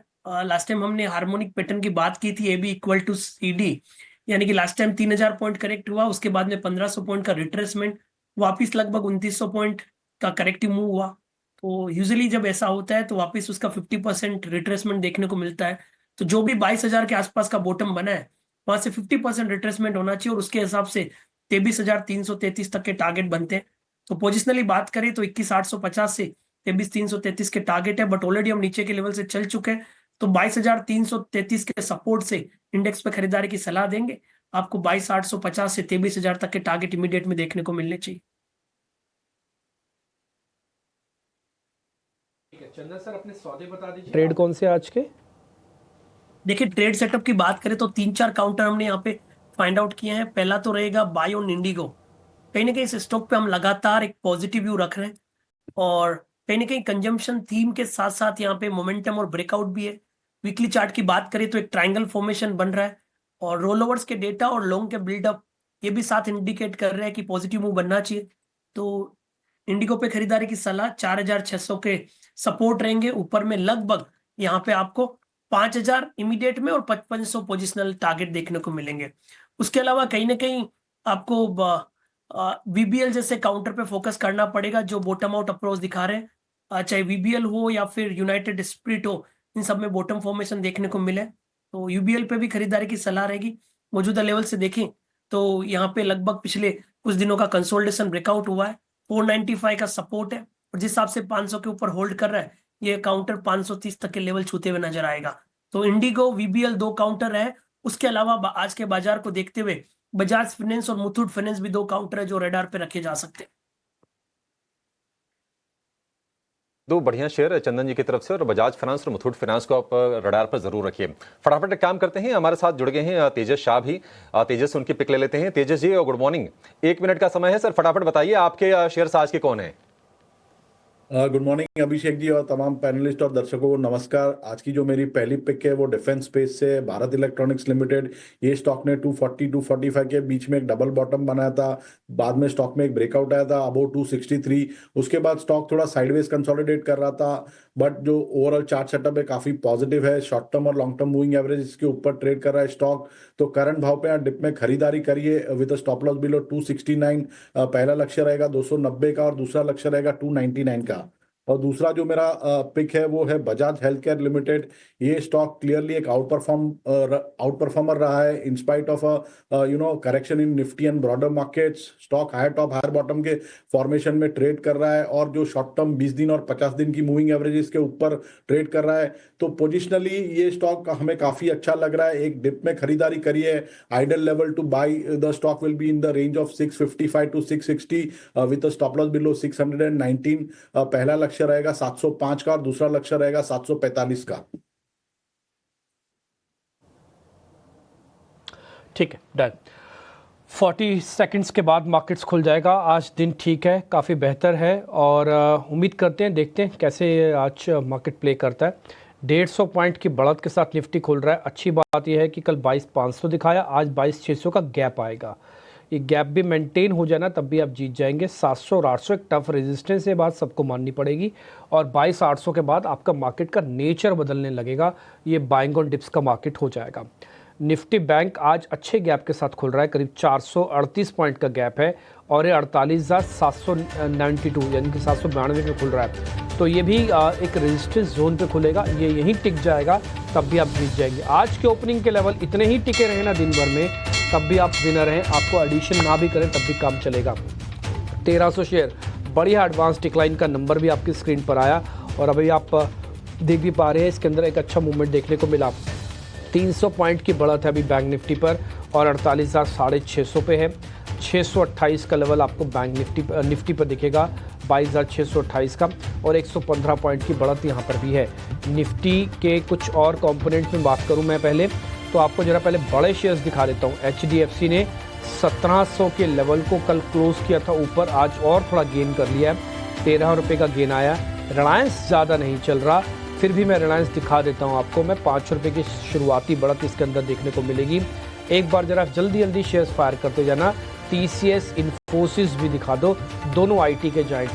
आज सुबह हमको विवेक जी भी बता रहे थे और साथ ही साथ विशाली मैम भी बता रहे थे कि भी थोड़ा आप कॉन्फिडेंस रखो IT के अंदर, और उन्होंने परसिस्टेंट के बारे में भी हमको आज सुबह कॉल दी है।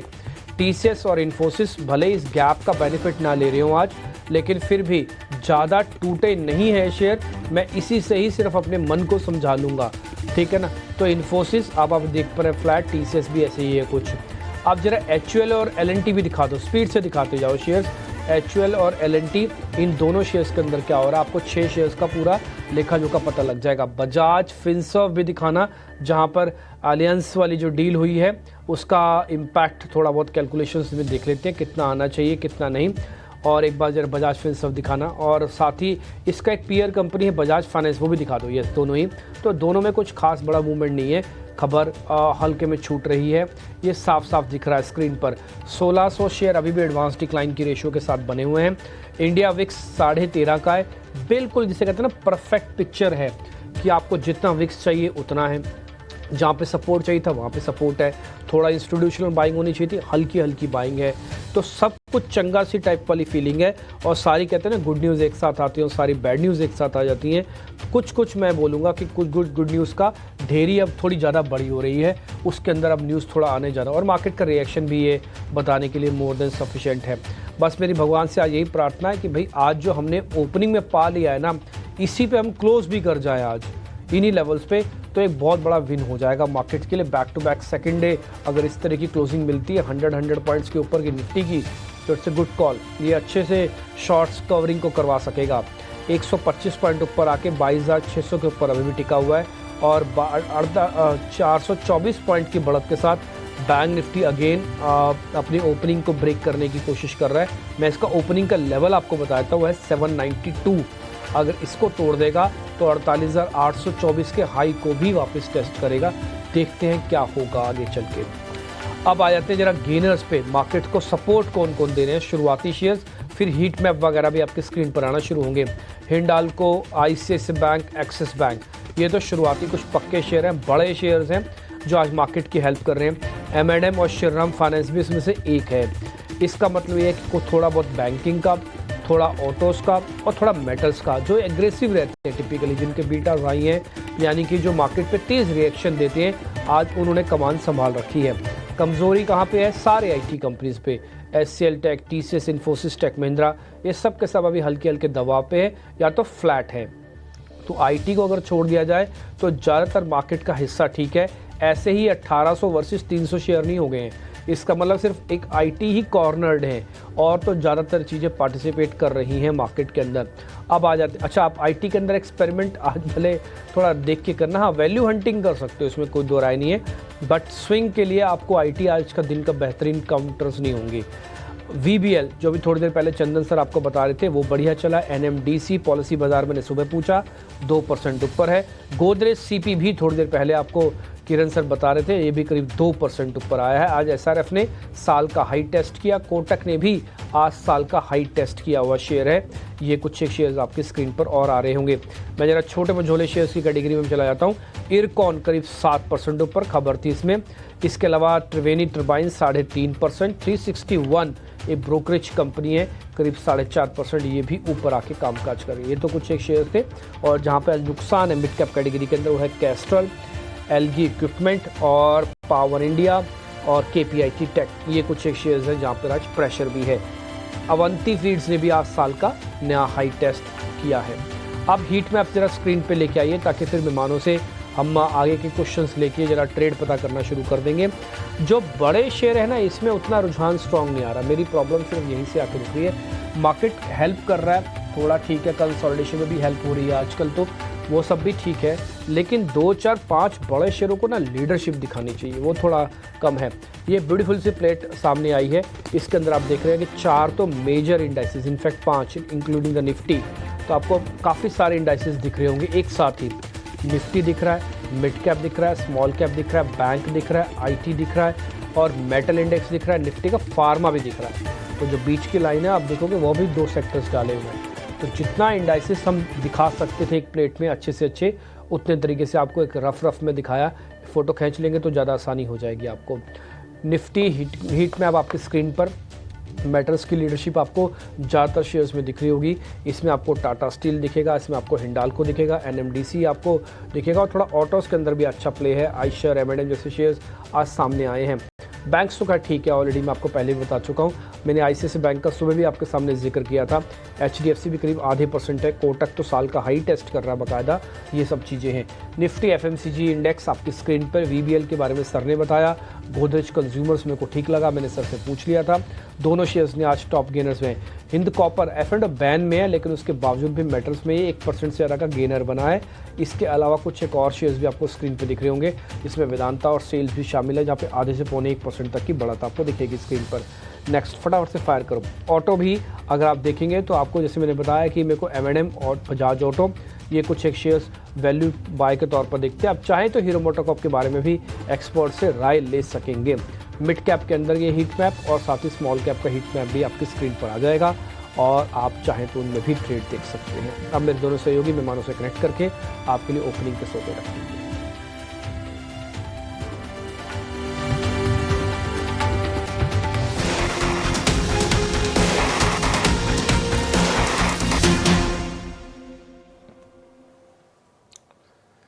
तो बाजार ने शुरुआत अच्छी की है और आईसीसी बैंक ने हैट्रिक लगाई है, लगातार 3 सत्र की तेजी और 1300 रुपए के आसपास पहुंच गया है।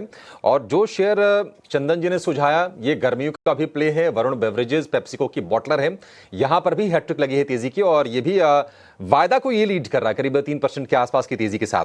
हालांकि निफ्टी के जो गेंस कैप में आपको 100 अंक दिखेंगे, उसकी वजह यह है कि आज फिर से जो आईटी शेयर है ना, वो सपोर्ट नहीं कर रहे हैं। देखिए, बड़ा वेटेज है आईटी शेयरों का और वो सपोर्ट अगर नहीं करेंगे तो फिर चाल पर थोड़ी कह सकते हैं कि थोड़ी नकेल कसी रहेगी। आज भी आप देखेंगे टीसीएस कमजोर है, एचसीएल टेक कमजोर है, ये शेयर कमजोरी के साथ कारोबार कर रहे हैं। लेकिन जो डील अनाउंस की है बजाज फाइनेंस और बजाज फिनसर्व, ये कमजोर हैं। अलियांज के साथ ये पार्टनरशिप तोड़ रहे हैं, करीब 24 साल पुरानी पार्टनरशिप थी। आज थोड़ी सी हम कमजोरी के साथ इन दोनों शेयरों में ट्रेड होते हुए देख रहे हैं, लेकिन 1% से भी कम की गिरावट इन दोनों शेयरों में है। अब फटाफट काम करते हैं, ओपनिंग ट्रेड लेते हैं। शुरुआत करेंगे चंदन जी आपसे ही। धमाकेदार प्रदर्शन वीबीएल का, अगला शेयर कहां आपकी नजर है? बिल्कुल, देखिए वीबीएल में काफी अच्छा बॉटम प्रोसेस देखने को मिला था और कहीं ना कहीं कंजम्पशन के साथ में ठंडा ठंडा कूल भी यहाँ पे इम्पोर्टेंट है। और काफी दिनों के बाद में 50 डे एक्सपोनेंशियल मूविंग एवरेज यहाँ पे सरपास हुआ है, इसलिए भी यहाँ पे रेडार है।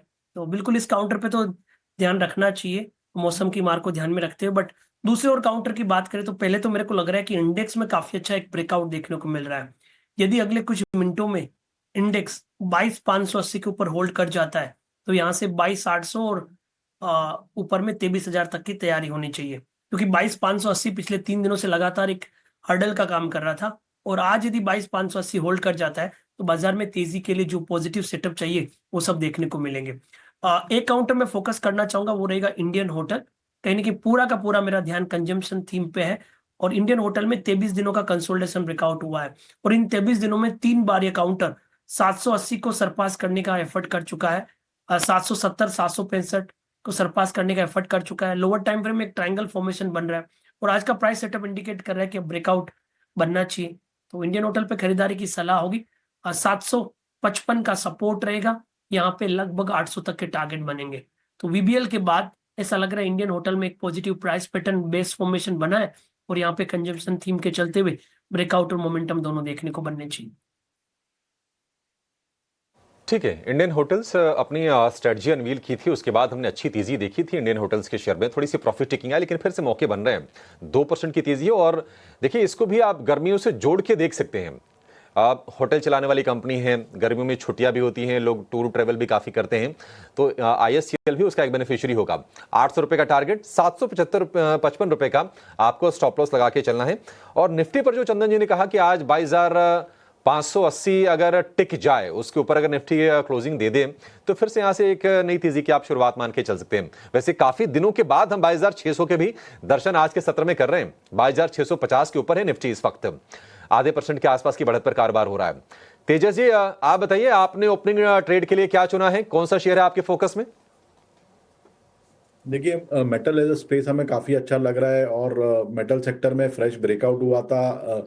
करीबन निफ्टी मेटल इंडेक्स है वो करीबन ट्रेड हो रहा है 8900 के करीबन। सो ये जो मेटल इंडेक्स है हमें लग रहा है ऊपर में 9500 से लेके 9600 तक जा सकता है। तो टाटा स्टील और हिंडाल्को तो हमें अच्छा लगता ही है। Over and above that JSW steel मुझे उसका चार्ट सेटअप भी काफी अच्छा लग रहा है। स्टॉक में आज ऊपरी स्तरों से हल्की सी मुनाफा वसूली देखी है, बट ओवरऑल देखेंगे तो एक राइजिंग चैनल में स्टॉक ट्रेड कर रहा है और शॉर्ट टर्म मूविंग एवरेज के ऊपर ट्रेड कर रहा है, plus higher top higher bottom के फॉर्मेशन बना रहा है।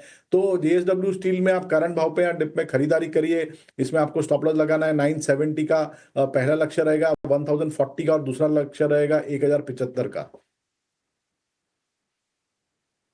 ठीक है, 1075 का टारगेट बढ़िया बेस फॉर्मेशन करता हुआ दिख रहा है। JSW स्टील 1000 के स्तर के आसपास टिक रहा है, ऊपरी स्तरों से थोड़ा फिसला लेकिन उसके नीचे गया नहीं ये शेयर। 1040 का टारगेट आपके लिए होगा, 970 रुपए का आपके लिए स्टॉप लॉस के तौर पर काम करेगा और 1070 के भी टारगेट हैं तेजस की तरफ से। आज हम देख रहे हैं कि मेटल वाले जो काउंटर से वहां पर बाइंग हो रही है। हिंडाल्को में भी आज अच्छी तेजी है, इनफैक्ट इस वक्त निफ्टी का टॉप गेनर है करीब 2-2.25% के आसपास की तेजी के साथ। और मेटल के अलावा रियल एस्टेट पैक में हम देख रहे हैं कि DLF में 2% के आसपास की ठीक ठाक तेजी आज के सत्र में हो रही है। रियल एस्टेट वाले जो शेयर हैं चंदन जी काफी ज्यादा पिटाई का शिकार हुए थे, अब थोड़ी सी रिकवरी वाले फेज में आ रहे हैं एक एक करके। आपको कोई शेयर पसंद? वैसे DLF में अच्छी तेजी है, क्या ये और यहां से चलेगा शेयर? ये देखिए, रियल एस्टेट काउंटर की हम बात करें तो DLF में अर्ली साइन बने हैं बॉटम अप्रोच के। इनफैक्ट वीकली चार्ट पे हायर लोज बन रहे हैं, भले ही एक रेंज में कामकाज कर रहा है। 680 इसका एक मल्टीपल बैरियर है जहां पे पिछले 3 सप्ताह से ये स्ट्रगल कर रहा है उसको होल्ड करने के लिए। बट अच्छी बात है कि 3 दिनों के कंसोलिडेटिव और करेक्टिव मूव के बाद आज एक पॉजिटिव प्राइस सेटअप बना है। तो या तो अर्ली प्रीएम्प्ट कर सकते हैं और या फिर 680 के ऊपर यहाँ पे खरीदार के मौके ढूंढने चाहिए। एज ऑफ नाउ मेरा मानना है कि 655 एक सपोर्ट का काम करेगा और 680 के ऊपर 710 तक के अपसाइड भी ओपन होते हुए नजर आने चाहिए। 680 के ऊपर 710 रुपए तक के दायरे खुल जाएंगे DLF के लिए। निफ्टी 150 अंक ऊपर 22,660 के स्तर आपको दिखेंगे और निफ्टी बैंक की जो तेजी है वो है करीब 480 अंकों की। एडवांस डिक्लाइन रेशियो आज बेहद शानदार है क्योंकि मिड कैप में स्मॉल कैप में भी आज ठीक ठाक बाइंग हो रही है।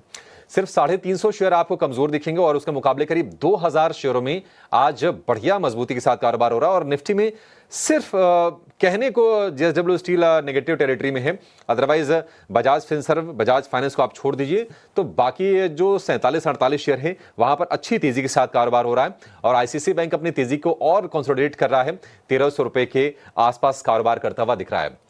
एक शेयर मेटल पैक्स और लेकर आएंगे और उस पर तेजस आपसे व्यू जाना चाहेंगे। NMDC, कल हमने छोटी सी उसमें बाइंग देखी और डिविडेंड वाली खबर भी आई थी। NMDC में आज भी हल्की तेजी है, कोई ट्रेड बन रहा है इसमें? देखिए एनएमडीसी की हम बात करें तो स्टॉक ने एक अच्छा खासा बेस बनाया है, करीबन 60-62 के लेवल के करीबन। एट द सेम टाइम एक रेक्टेंगल फॉर्मेशन हो रहा है ऊपरी स्तरों में, 68.5 69 का काफी स्ट्रॉन्ग रेजिस्टेंस है। तो एक ब्रॉडर रेंज में ट्रेड कर रहा है, 60 का एक अच्छा बेस है और 68.5 69 का एक मेजर रेजिस्टेंस है। जब तक ये ब्रेकआउट या ब्रेकडाउन आता नहीं है ये रेंज से, मुझे लग रहा है ये जो कंसोलिडेशन का दौर है वो जारी रहेगा। तो लोअर ट्रेडिंग रेंज के करीबन बाइंग करना चाहिए और ऊपरी स्तरों पे जहां पे रेजिस्टेंस है 68.5 69 के करीबन, वहां पे प्रॉफिट बुक करना चाहिए। अगर ये स्टॉक 69 के ऊपर क्लोज देगा तो ही इसमें फ्रेश बाइंग मोमेंटम आ सकता है और in that case we can expect a move of 5 to 10% in the stock.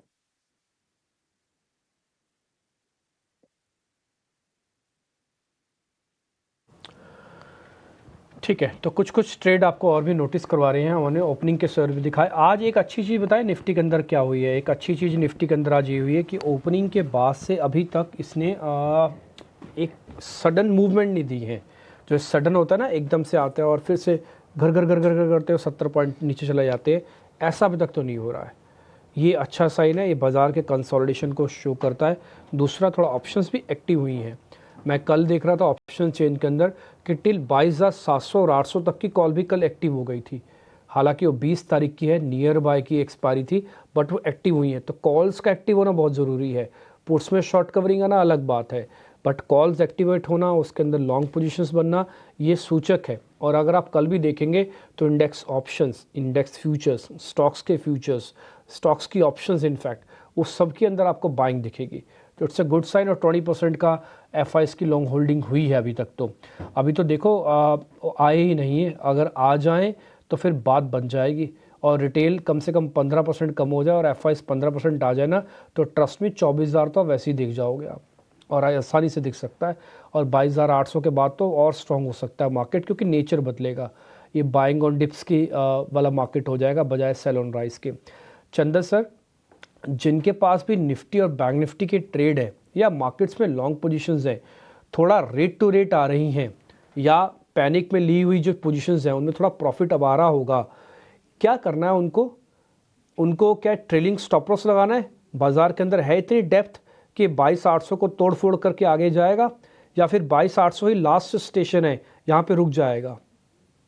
देखिए, मैं आपको बताना चाहूंगा, कहीं ना कहीं निफ्टी में कल के दिन जो ओपनिंग के बाद रिकवरी हुई थी और आज का फॉलोअप है, वो इंडिकेशन दे रहे हैं कि मौजूदा लेवल से बाजार के शॉर्ट टर्म बॉटम बन के मोमेंटम बनना चाहिए। बट एक चीज को इग्नोर नहीं करना चाहिए कि एफआईज हर दिन बेचे जा रहे हैं, हर लेवल पे बेच रहे हैं। तो बायस तो पॉजिटिव है, बट उसकी वजह से थोड़ा सा हिकअप भी ऊपर में लग रहा है। तो 2-3 चीजें ध्यान रखें। यदि ऑलरेडी आपके पास पोजीशन है तो ट्रेलिंग करते रहिए या ऊपर में थोड़ा थोड़ा बुक करते रहिए। ट्रेलिंग की बात करें तो मेरा ऐसा मानना है कि इमीडिएट में 22,580 एक मेजर सपोर्ट का काम करेगा। मैं 22,580 की बात इसलिए कर रहा हूं क्योंकि कल के दिन का भी हाई 22,577 था। इनफैक्ट वेडनेसडे का भी हाई 22,577 था। और पिछले लगभग 7 दिनों से कहीं ना कहीं उस लेवल को बाजार डिसाइसिवली क्लोज नहीं दे रहा है। तो 22,580 को सपोर्ट बना के रखें। जहां तक पोजिशनल है, मेरा मानना है कि इंडेक्स 22,800 नहीं, 23,000 से लेके 23,333 तक की छलांग लगाते हुए नजर आ रहा है। तो ऑप्शन में ट्रेड है तो जरूर आप बुक करके नई स्ट्राइक में शिफ्ट हो जाए। फ्यूचर में है तो आप ट्रेडिंग कर लें। स्टॉक स्पेसिफिक है तो आप बने रहे। तो इस तरह से आपको रणनीति बनानी चाहिए। और मैं आपको बताना चाहूंगा, काफी दिनों के बाद बाजार में थोड़ा सा कन्विक्शन हमारा आ रहा है। अदरवाइज हमेशा वॉइस में यही टोन रहता है कि आपको रेंज में प्ले करना है, बाउंस में उछाल आ सकता है। बट आई थिंक काफी दिनों के बाद में बॉडी लैंग्वेज और मार्केट का सेंटीमेंट बता रहा है कहीं ना कहीं हायर बेस मार्केट में रीटेस्ट होने चाहिए, शॉर्ट टर्म रिकवरी मार्केट में बननी चाहिए। बॉडी लैंग्वेज मैं भी रीड कर पा रहा हूँ। आपका जो कॉन्फिडेंस है, आपकी जो टोन है, शब्दों का सिलेक्शन है, सब कुछ इंडिकेट कर रहा है कि yes you are riding this ride. अब आप पे जो पुल बैक हो रहा है इससे मार्केट्स के अंदर उसको काफ़ी अच्छे से एंजॉय कर रहे हो, होना भी चाहिए। बहुत दुख देखा है और मैंने तो कल परसों में आपके सामने बात रखी थी कि हम 3:30 बजा चुके हैं, तो गुप अंधेरे वाला हिस्सा तो चला गया। अब तो सिर्फ भोर की वेट है कि हम रोशनी में कब आएंगे। और रोशनी में आने आते 22,800 और 23,000 तक, जैसे सर आपको बता रहे हैं, अगर यहाँ तक आ जाए तो ऑलमोस्ट हम उजाले की तरफ तो आ ही जाएंगे। देखते हैं क्या होता है। पिछले 2 दिन में मार्केट्स ने एक अच्छा साइन दिया। अभी मैं आपको बताऊं, मार्केट्स ऑलमोस्ट 550 पॉइंट ऊपर है बैंक निफ्टी। और अभी एक गुड न्यूज़ और आ जाए कि रशिया और यूक्रेन के बीच में वॉर रुक जाए, एक गुड न्यूज़ और इसी तरह से रहे कि ठीक है चलो भाई ये सब वॉर रुका है और थोड़ा टैरिफ की 10 दिन तक कोई खास मेजर खबर ना आए तो ये ना वैसे ही एक्सपायरी का इम्पैक्ट दिखा देगा अपना। मार्केट्स में एक्सपायरी इम्पैक्ट बहुत इंपॉर्टेंट होता है। पिछली 2 बार की एक्सपायरी ने एक बार फ्यूल देने की कोशिश की, लेकिन जब वो आप स्पार्क नहीं पकड़ोगे तो वापस ख़राब हो जाता है। तो इस बार भी डेरिवेटिव एक्सपायरी अपना फ्यूल दे सकती है आपको कि आप करो शॉर्ट्स, उड़ाओ माल ऊपर, लेकिन बस प्रॉब्लम ये रहती है कि आपको फॉलोअप नहीं हो पाता था ग्लोबल मार्केट से। इस बार मैं उम्मीद करता हूँ कि शायद थोड़ा चीज़ें बेहतर होते हुए दिख सकेंगी आपको। लेट्स होप आपके पास जो पोजीशंस हैं उनको आप थोड़ा एंजॉय कीजिएगा। 2 बड़े शेयरों पे मेरी नज़र है, बट ना जाने इन दोनों शेयर्स को क्या हो गया है, ये दोनों लीडरशिप नहीं ले पा रहे हैं। मेरे को हालांकि एक शेयर से कम थोड़ी प्रॉब्लम है, वो HDFC, लेकिन रिलायंस से है। काफ़ी सारे पोर्टफोलियो मैनेजर्स के बुक्स में रिलायंस होगा, इंडिविजुअल इन्वेस्टर्स की बुक्स में रिलायंस है, बट रिलायंस क्या कर रहा है कि शेयर को अपना शेयर ना बढ़ के टोटल पोर्टफोलियो में डेंटिंग क्रिएट कर रहा है। तो एक बार ज़रा तेजस से पता कर लेता हूँ। तेजस, रिलायंस में कोई स्पार्क दिखता है आपको? अगर दिखता है तो बताना, नहीं दिखता तो फिर टाइम वेस्ट नहीं करें। देखिए, रिलायंस की बात करें तो ये स्टॉक ने एक अच्छा खासा बेस बनाया है 1190 से लेके 1200 के बीच में, और स्टॉक ने रिसेंटली एक मिनी ब्रेकआउट दिया था अबाउ द लेवल ऑफ 1240। उसके बाद स्टॉक थोड़ा साइडवेज कंसोलिडेशन में चला गया है। तो जब तक कि ये स्टॉक 1200 के ऊपर ट्रेड कर रहा है, यहाँ से मुझे लग रहा है एक रैली आ सकती है which can take the stock up to 1285 to 1300 levels on the higher side. तो ये स्टॉक में बाय ऑन डिप्स की रणनीति रखनी चाहिए विद स्टॉप लॉस बिलो 1200। ठीक है, पॉइंट टेकन है सर आपका भी ये। और कुछ और शेयर्स देख लेते हैं जहाँ पर भी लॉन्ग पोजीशन शुरुआत में बनी है। ज़रा चंदन सर से मैं आइडिया लेता हूँ उसका। ठीक है चंदन सर, ज़रा मैं आपके सामने शेयर्स बता रहा हूँ आज, छोड़ दो इसको, तो इसमें वॉल्यूम नहीं है।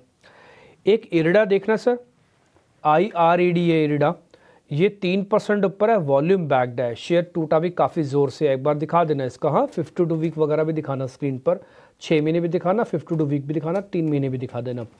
तो आज थोड़ा पुल बैक हो रहा है, मेरे को लग रहा है एक अटेम्प्ट लेनी चाहिए सर। एक बार ज़रा देखोगे आप एवरेज करने की, या फिर एक पुल बैक अटेम्प्ट जिसको हम कहते हैं। सरकारी कंपनी है सर, के लिए अटेम्प्ट कर सकते हैं क्योंकि काफी ज्यादा सेल ऑफ देखने को मिला है, बट अगेन अर्ली साइन रहेगा तो क्वांटिटी उसी हिसाब से करें। कंपेरेटिवली आप देखें तो पिछले लगभग 15 सप्ताह में, पिछले 15 दिनों में देखें तो करेक्टिव मूव बना था 187 से लेके 137, और पिछले में लगभग 9 महीने की बात कर रहा हूँ, 310 से काउंटर फिसलता 137 तक चला गया। तो रिस्क रिवॉर्ड रेशियो फेवर कर रहा है, कहीं ना कहीं एक बुलिश डाइवर्जेंस यहाँ पे बनेंगे, तो थोड़ी सी रिकवरी बनेगी। 138 का सपोर्ट रहेगा, 138 के सपोर्ट से एक बार के लिए 150 152 तक के बाउंस को ट्रेक कर सकते हैं। पर 3% की अच्छी खासी तेजी इस स्टॉक पर, और खबर भी निकल कर आई है जिसके दम पर भी स्टॉक में एक्शन दिखा है। लेकिन बैंकिंग सेक्टर में आज आउट परफॉर्मेंस है, कल के सेक्टर में अंडर परफॉर्मेंस था, वो ट्रेंड रिवर्स होता हुआ नजर आया। निफ्टी बैंक 500 अंकों की तेजी के साथ 48,860 के आसपास कारोबार करता हुआ, और शुरुआती ट्रेड से यहां पर अच्छा बिल्टअप भी दिखा है।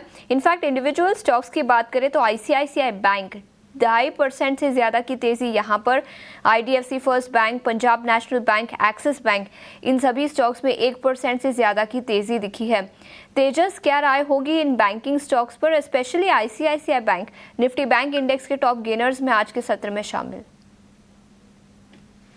देखिए, बैंक निफ्टी की बात करें तो बैंक निफ्टी ने ऑलरेडी 47,800 और 48,000 के करीबन मल्टीपल बॉटम बनाए, और आज के सत्र में जो इसका इंटरमीडिएट टॉप था 48,840 का, वो भी सरपास कर दिया है। तो बैंक निफ्टी में एक फ्रेश ब्रेकआउट हुआ है। मुझे लग रहा है बैंक निफ्टी यहाँ से भी 49,200 टू 49,500 तक जा सकता है। ICICI बैंक की बात करें तो लीडर रहा है ये स्टॉक पिछले काफी दिनों से, और आज के सत्र में देखेंगे तो 1280 के ऊपर ये स्टॉक में एक फ्रेश ब्रेकआउट हुआ है, गैप अप ओपनिंग भी हुआ है, जो दर्शा रहा है कि ये स्टॉक में जो स्ट्रेंथ है वो कंटिन्यू रहेगी। तो ICICI बैंक में मेरे हिसाब से अगर कोई डिप आता है तो इसमें खरीदारी करके चले। स्टॉप लॉस लगाना है 1254 का। मुझे लग रहा है ये हफ्ते 10 दिन में 1350 से लेके 1375 तक के भी लेवल ये स्टॉक में हम देख सकते हैं। नजरिया आईसीआईसीआई बैंक पर, लेकिन इसके अलावा भी कई सारे स्टॉक्स है ब्रॉडर मार्केट्स में जहां पर काफ़ी एक्शन दिखा है। इनफैक्ट गेनिंग साइड पर इरकॉन इंटरनेशनल 7% की तेज़ी के साथ कारोबार, कंपनी को कुछ नए ऑर्डर्स मिले हैं जिसके चलते 7.25% की तेज़ी इस स्टॉक पर दिखी है। इसके अलावा त्रिवेणी टर्बाइन 5% ऊपर। तो कई सारे स्टॉक्स निफ्टी 500 इंडेक्स और ब्रॉडर मार्केट से जहां पर काफ़ी एक्शन दिखा है। चंदन, इरकॉन इंटरनेशनल पर क्या राय होगी? 148 के आसपास स्टॉक अभी कारोबार कर रहा है, कुछ बड़े ऑर्डर्स मिले हैं जिसके बेसिस पर फंडामेंटल वजह है स्टॉक में 7% की तेजी की। जी बिल्कुल, देखिए काफी दिनों के बाद में ब्रॉडर मार्केट में फॉलो अप बाइंग देखने को मिली है और कल की रिकवरी के बाद में आज फॉलो अप मोमेंटम बना है और बिल्कुल इंडेक्स में 22,700 के साथ में काफी स्टॉक्स में रिकवरी देखने को मिलेगी। और इरकॉन की बात करें, एक बिटन डाउन नेम रहा है क्योंकि लास्ट मंथ में काफी बड़ा सेल ऑफ देखने को मिला।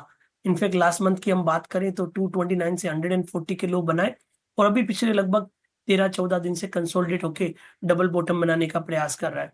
मेरे हिसाब से रिकवरी बननी चाहिए, डीप ओवरसोल्ड टेरिटरी है, काफी बड़े वॉल्यूम्स के साथ आज रिकवरी बनी है, तो 144 का इमीडिएट सपोर्ट होगा 155 तक के बाउंस को प्ले करने के लिए।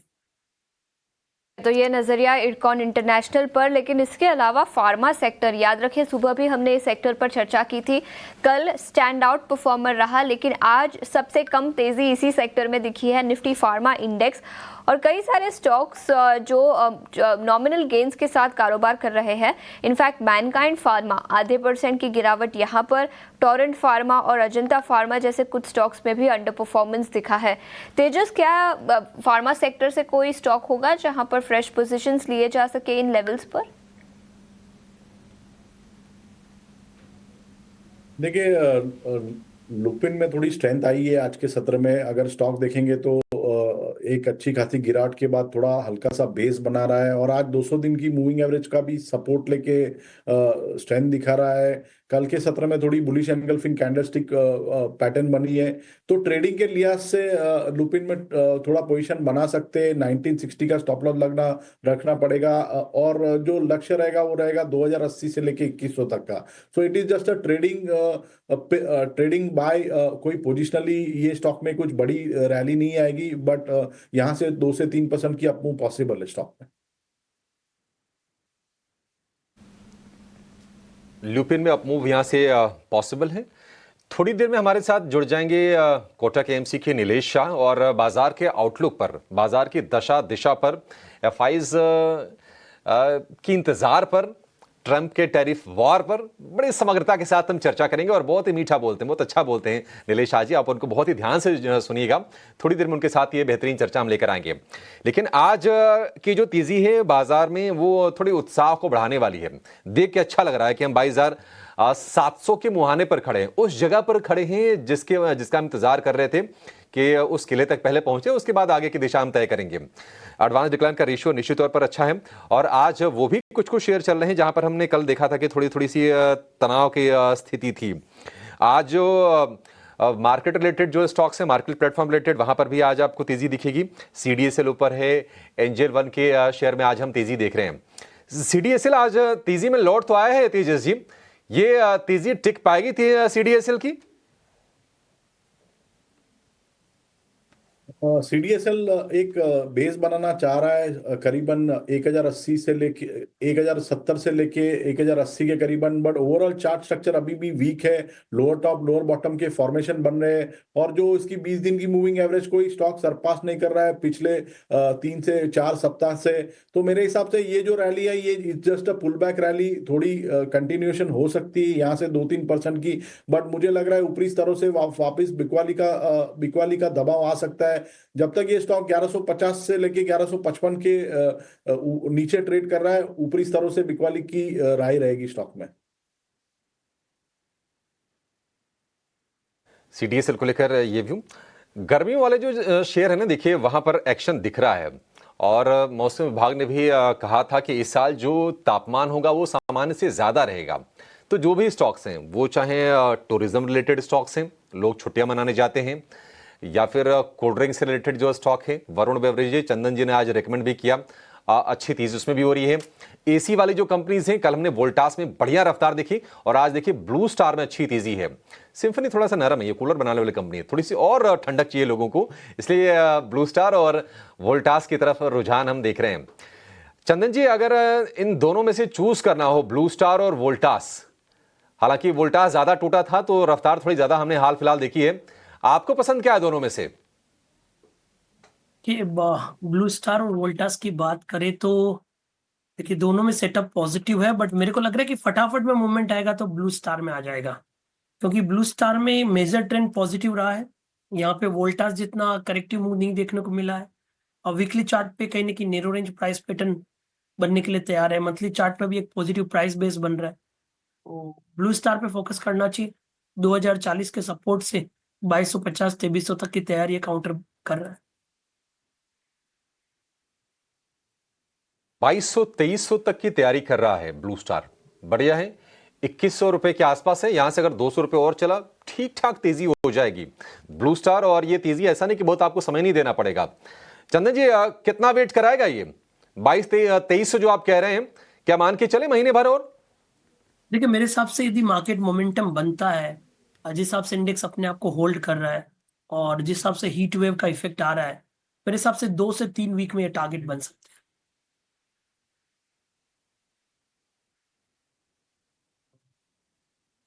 ब्लू स्टार को लेकर ये भी अच्छा, एक ई लर्निंग से जुड़ी कंपनी है NIIT, और NIIT में हमने देखा था कि 5-6 सत्र की लगातार गिरावट आई थी। आज एक्शन थोड़ा ज्यादा है NIIT के शेयर में, और शेयर आपको 4 से 5% ऊपर कारोबार करता हुआ दिखेगा। 5% ऊपर है, डे हाई के आसपास है NIIT। ये जो तेजी आज बनी है तेजस जी, आपको लगता है कि ये टिक पाएगी या फिर किसी लेवल का वेट करेंगे? नहीं, मेरे हिसाब से वेट करना चाहिए। स्टॉक का जो ट्रेंड है क्लियरली डाउन ट्रेंड है, लोअर टॉप लोअर बॉटम के फॉर्मेशन है, और ये भी स्टॉक है जो 20 दिन की मूविंग एवरेज को सरपास नहीं कर पा रहा है। 120-121 के करीबन इसकी 20 दिन की मूविंग एवरेज है। मेरे हिसाब से यहाँ से कोई रैली आती है तो मेरे हिसाब से एग्जिट करना चाहिए around 120 level. Sell on rise की रणनीति रखनी चाहिए NIIT लिमिटेड में। ठीक है, सेल ऑन राइज की रणनीति होगी NIIT लिमिटेड में। कंस्ट्रक्शन दिग्गज L&T, चंदन जी, बहुत तेज रफ्तार नहीं है लेकिन अच्छी रफ्तार कहेंगे। L&T के साइज का शेयर अगर इस तरह से चले, अगर 1-1% भी रोज जोड़ता जाए तो अच्छा ही कहेंगे। 3200 रुपए के ऊपर है L&T। आपको लगता है कि सही जगह पर है? किसी को अगर खरीदना हो थोड़ा सा लंबा समय देकर तो बढ़िया पैसे कमा के दे सकता है ये? मोमेंटम है वो कहीं ना कहीं मिसिंग है। पिछले लगभग मैं 15-16 महीने की बात करूं, पिछले 15-16 महीने में इस काउंटर ने कोई बड़ा रिवॉर्ड नहीं देखा है। उससे पहले ऐसा होता था कि L&T आपके पोर्टफोलियो का एक अभिन्न हिस्सा होना चाहिए था। बिल्कुल कहीं ना कहीं पिछले कुछ महीनों से जो कैपेक्स से कंजम्पशन की थीम बदली है, वो भी एक रीजन है कि पिछले 3 महीने से करेक्टिव मूव यहाँ पे देखने को मिला है। बट यस, बिल्कुल लॉन्ग टर्म फंडामेंटल्स की बात करें या लॉन्ग टर्म इन्वेस्टमेंट जर्नी की बात करें तो L&T आपके पोर्टफोलियो में होना चाहिए। पिछले 14 वीक्स में लगभग 3960 से लेके ये काउंटर 3150 तक करेक्ट हुआ है, और अब मल्टीपल बॉटम्स यहाँ पे बन रहे हैं। तो मेरा मानना है 3150 के सपोर्ट से रिकवरी बननी चाहिए। 3300 और 3500 ये पोजिशनल वीकली सपोर्ट लेवल्स यहाँ पे बनते हुए नजर आए। ठीक है, ये नजरिया L&T पर। चंदन और तेजस बने रहिए हमारे साथ। लेकिन बड़े करेक्शन के बाद क्या बाजार में तेजी का दौर लौटने वाला है? भारतीय बाजारों में FIIs कब से लौटेंगे, सवाल सबके मन में। और रिकवरी लौटने पर मेटल, IT, बैंक, फाइनेंशियल, कौन से सेक्टर में सबसे ज्यादा तेजी होगी? इन सभी मुद्दों पर हमारे ET नाउ और ET नाउ स्वदेश के एडिटर इन चीफ निकुंज दालमिया से हमने खास बातचीत की। आइए आपको सुनाते हैं।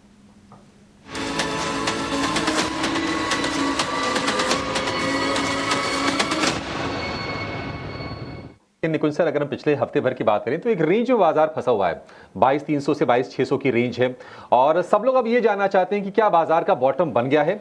आई थिंक कि आप सबसे सही इंसान है बता पाने के लिए, थोड़े दूरदर्शी भी आप हैं, तो आप बताइए आप अपने लेंस से क्या देख रहे हैं? तो अभिषेक, देखिए मार्केट का टॉप और बॉटम पकड़ना बहुत मुश्किल है, मगर हम क्या बता सकते हैं, हम मार्केट को 4 चीज़ों से देखते हैं, history, present and past. History से हमें हिस्टोरिकल वैल्यूएशंस के बारे में पता लगता है, प्रेजेंट से हमें अर्निंग्स के बारे में पता लगता है, और फ्यूचर से हमेशा हमें प्रॉमिस के बारे में पता लगता है। तो मैं यही बोलूँगा Abhishek that in a bull market, मैं अंग्रेजी में बोलता हूँ, in a bull market promise trades at a premium, in a bear market reality trades at a discount. पिछले 3 साल से या पिछले 2 साल से हम देख रहे थे कि मार्केट में एक प्रॉमिस थी जो प्रीमियम पे ट्रेड कर रही थी। प्रॉमिस से ये होगा, वो होगा, यहाँ जाओ, वहाँ जाओ, ऐसा हो सकता है, वो प्रॉमिस थी जिसको प्रीमियम मिल रहा था। इस समय मार्केट के अंदर बेयर मार्केट आ चुका है, जिसके अंदर जो रियलिटी है कि सब खत्म हो चुका है, मार्केट के अंदर जान नहीं है, मार्केट का बैक इस समय टूट चुका है, वो जो रियलिटी डिस्काउंट पे ट्रेड कर रही है। तो क्या करना चाहिए इस मार्केट के अंदर? इस मार्केट के अंदर आपको कोई वी शेप रैली नहीं मिलने वाली। इस मार्केट के अंदर एक कंपाउंडिंग मार्केट में है। कंपाउंडिंग मार्केट क्या होता है जी? आप इक्विटी के अंदर 10 से 12% का रिटर्न अगर लॉन्ग टर्म में निकालते हैं, 12 से 14% का रिटर्न निकालते हैं, तो कंपाउंडिंग होता है। अर्निंग्स इस समय आएंगी वापस, मगर अर्निंग्स 25% वापस नहीं आएंगी। वैल्यूएशन सस्ते हैं, मगर इतने सस्ते नहीं है कि आपको यहाँ से कोई 50-60% का गेन अगले साल में मिलेगा। तो इस मार्केट में अगर आप आ रहे हैं तो आपको इस समय एक टेस्ट मैच की जैसी रणनीति रखनी पड़ेगी, जहाँ पर आप डटे रहें। अगर आपको एक लूज बॉल मिलती है, कोई सस्ता स्टॉक मिलता है, तो उस पर चौका लगा दीजिए, मगर अपना विकेट संभालिए। ये T20 का समय नहीं है कि जहाँ पर आपको 20 ओवर ही मिलेंगे और आपको रन जो है 200 से ऊपर पार करने हैं। मेरे हिसाब से ये टेस्ट मैच क्रिकेट है, जहाँ पे पिच पे टर्न है, जहाँ पर बॉल में बाउंस है, मगर 2-3 लूज बॉल्स आपको हर 3-4-5 ओवर में मिलेंगी, वहाँ पर आपको छक्का मारना चाहिए, मगर आप विकेट पर टिके रहें, यह सोच करके कि मेरे को 10 से 12% का रिटर्न मिलेगा तो पैसा बन सकता है। कहाँ पर पैसा बनेगा बता देता हूँ, मेटल्स। क्यों मेटल्स में लगता है? यूरोप अपनी इकॉनमी को इन्फ्लेट कर रहा है, जापान की इकॉनमी ठीक हो चुकी है, हम देख रहे हैं कि चाइना भी बजूका फायर कर चुका है। तो कुल मिलाकर के जब 35% ऑफ द पॉपुलेशन, 35 से ज़्यादा 40% ऑफ द पॉपुलेशन को अगर स्टिमुलस मिलेगा तो सीधा कंजम्पशन मेटल का बढ़ता है। जैसे हमने बात करी कि हिंदुस्तान के अंदर करीब कितना 9 करोड़ लोगों को टैक्स का रिबेट मिला था, जो इनकम टैक्स में मिला था, तो सीधा इम्पैक्ट पड़ा डिस्क्रिशनरी कंजम्पशन में।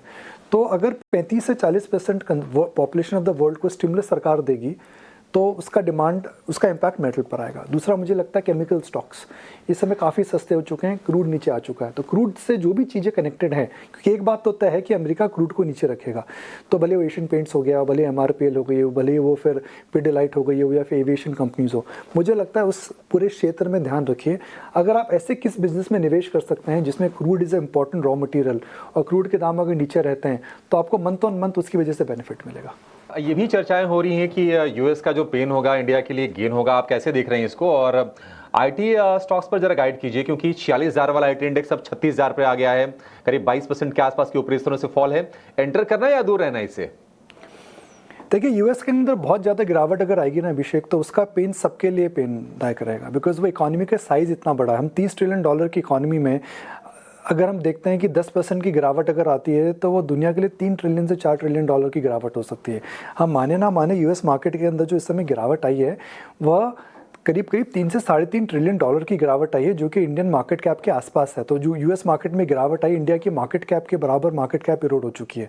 तो बेस्ट केस सिनेरियो क्या है? यूएस पीक आउट हो जाए और धीरे गिरे। वर्स्ट केस सिनेरियो क्या होगा? यूएस मार्केट अगर जोर से गिरता है, 15-20% और यहाँ से गिर गया, तो वो स्ट्रक्चरल चेंज आता है, क्योंकि कुछ हेज फंड्स के पेमेंट्स में इशू आएगा, कहीं ना कहीं पे बॉन्ड यील्ड्स हिलेंगी, कहीं ना कहीं पे डॉलर इंडेक्स का मूवमेंट आएगा। तो जो डिस्ट्रप्टिव शॉर्ट टर्म में जहाँ पे भी बड़ा डिस्ट्रप्शन हो जाता है, उसका इम्पैक्ट हमेशा काफ़ी ज़्यादा रहता है।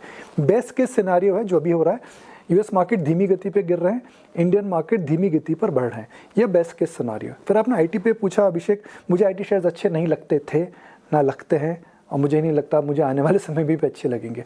मैं आपको डेटा बता देता हूँ। डेटा ये जी, आईटी सेक्टर के अंदर अगर मैं बोलूँ कि अगले साल 10% ग्रोथ आएगी, तो शायद एक बहुत ही बुलिश आउटलुक है ये। आईटी के जो स्टॉक्स हैं, अगर आप विप्रो को हटा दें जो कि एक सस्ता है, आईटी के पी मल्टीपल्स FY27 में TCS के 20 से ज़्यादा हैं, इन्फोसिस के 18 से 20 के बीच में डिपेंडिंग ऑन द एस्टिमेट, और HCL टेक के भी आसपास है।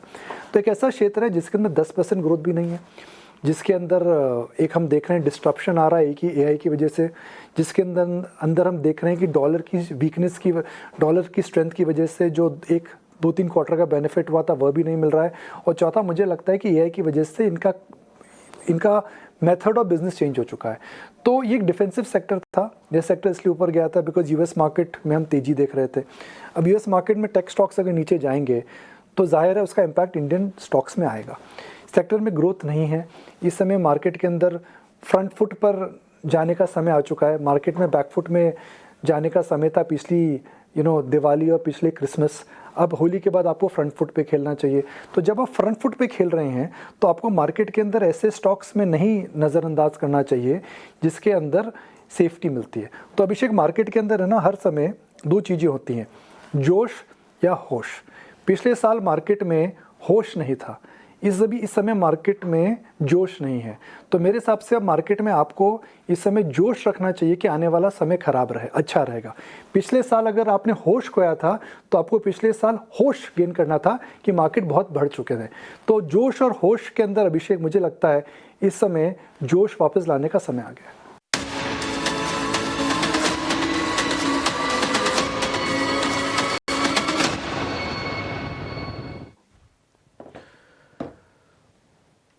तो निकुल सर अपना एक व्यू पॉइंट देते हुए ओवरऑल मार्केट्स पर, खैर आगे बढ़ते हैं। थोड़ा कुछ और शेयर्स भी हैं जो आज स्ट्रेंथ दिखा रहे हैं, जैसे इरिडा के बारे में मैंने थोड़ी देर पहले पता किया, बाकायदा डेज हाई पे, एक बार जरा दिखा दो उसको भी, करीब 4% ऊपर है। आज इसमें वॉल्यूम बेस्ड है, आज जल्दी जल्दी आएगा नहीं नीचे इरिडा, ध्यान रखना। और एक पुल बैक का भी ट्रेड है बाय द वे। और वरुण बेवरेजेस भी ऊपर आ गए। गोदरेज सीपी के अंदर भी आज अच्छी बाइंग देखने को मिल रही है। एक काम करते हैं, एक LTTS है, ये भी आईटी का कंपनी है। आईटी के ज़्यादातर स्टॉक्स आज वीक हैं, बट LTTS थोड़ा छटक के ऊपर आ रहा है। ये टेक्नोलॉजिकल सर्विसेज है L&T की, दिखाना एक बार ज़रा स्क्रीन पर, डेज हाई है ये। चंदन सर, क्या ये लीक से हटकर ज़्यादा प्ले कर रहा है आईटी कंपनीज में से? इसी पे ही सबसे ज़्यादा बेटिंग करें अगर आईटी में कोई एक्सपेरिमेंट करना भी है तो? बिल्कुल, देखिए LTTS रिकवर हो रहा है, बट कंसर्न ये है कि निफ्टी आईटी इस आज की रिकवरी में साथ नहीं दे रहा है। जरूर हल्का सा रिकवरी है, बट निफ्टी आईटी का मेजर ट्रेंड पॉजिटिव नहीं हुआ है। बट मेरा समान है, रिकवरी होती है तो LTTS पहला नाम रहेगा जहाँ पे एक पॉजिटिव प्राइस एक्शन देखने को मिलेगा, क्योंकि ऑलरेडी करेक्टिव में हो चुका है 5650 से लेके 4300 तक के लिए। तो यहाँ पे रिकवरी बनती है तो मेरे हिसाब से 4450 के सपोर्ट को ध्यान में रखना चाहिए, ऊपर में 4800 तक के स्विंग को प्ले करने के। बिना बड़े शेयरों के ना काम नहीं बनेगा। अब होता क्या है कि गैप आपको मिला, आपने कंसोलिडेटेड एफर्ट्स दिखाए, करीब 250 पॉइंट निफ्टी को ड्रैग करके ले आए, 500 पॉइंट बैंक निफ्टी को ड्रैग करके ले आए, लेकिन सबसे बड़ा कंटेंडर कहाँ पे खड़ा है? फ्लैट। रिलायंस इंडस्ट्रीज स्क्रीन पे दिखा दो, उसके अंदर 1 से 2 रुपये तक की बढ़त दिख रही है। यहीं से प्रॉब्लम शुरू होती है। जब एफर्ट्स हुए हैं तो सबका साथ सबका विकास चाहिए, उसमें बड़े प्लेयर्स को आप पीछे छोड़ के सोचो कि हम नया हाई बना देंगे या नए लेवल्स को ब्रेक कर देंगे, होगा नहीं। रेजिस्टेंस पे जब फेलियर होता है बड़े शेयरों का तब और दुखदाई होता है। आप 22,700 और 800 को टेस्ट करके तोड़ना चाहते हो, आप कैसे तोड़ोगे? बड़ा प्लेयर तो यहाँ खड़ा है 15 पैसे ऊपर, 5 पैसे ऊपर, तो कैसे काम चलेगा? ठीक है, बस तो इस बीच जैसे हमने कहा कि अब छोटे से ब्रेक के बाद ही वापस लौट आएंगे। और अभी मार्केट्स में पोजीशनिंग तो अच्छी बनी हुई है, 1-2 शेयर और है। बस एक लास्ट शेयर तेजस से और पता कर लेता हूँ, फिर हम कमोडिटीज़ की तरफ मूव कर जाएंगे। तेजस सर, बस एक लास्ट शेयर जो आप खुद से देख रहे हो, हमारा छोड़ दो, हम आपसे पूछेंगे तो फिर बहुत लंबा समय निकल जाएगा। कोई बेहतरीन शेयर जो आपने नोटिस किया वो जाते जाते बता दीजिए, बस ये लास्ट क्वेश्चन है। तो जो स्टॉक मुझे पसंद है वो रियल एस्टेट सेक्टर से डीएलएफ में एक अच्छा खासा बेस बना है और आज स्टॉक जो है 20 दिन की मूविंग एवरेज के ऊपर ट्रेड कर रहा है। ऑन 11 मार्च ये स्टॉक ने एक bullish engulfing candlestick pattern form की थी जो एक रिवर्सल पैटर्न का संकेत दे रही है। उसके बाद लगातार 3 दिन स्टॉक में एक हल्की सी डिप आई थी प्रॉफिट बुकिंग के तौर से, बट आज स्टॉक ने जो है वो एक स्ट्रेंथ दिखाई है और 20 दिन के मूविंग एवरेज के ऊपर ट्रेड कर रहा है। तो मुझे लग रहा है ये स्टॉक में एक अच्छी खासी रैली हो सकती है 3 to 5% की। तो ये स्टॉक डिप में खरीदारी करिए विद स्टॉप लॉस बिलो 650 और लक्ष्य रहेगा 708 से लेके 710 तक का। तेजस्वी, बहुत शुक्रिया, थैंक यू वेरी मच, आपने टाइम निकाला और लास्ट तक आप हमारे साथ बने रहे, इसके लिए बहुत बहुत शुक्रिया। थैंक यू वेरी मच समय देने के लिए, थैंक यू।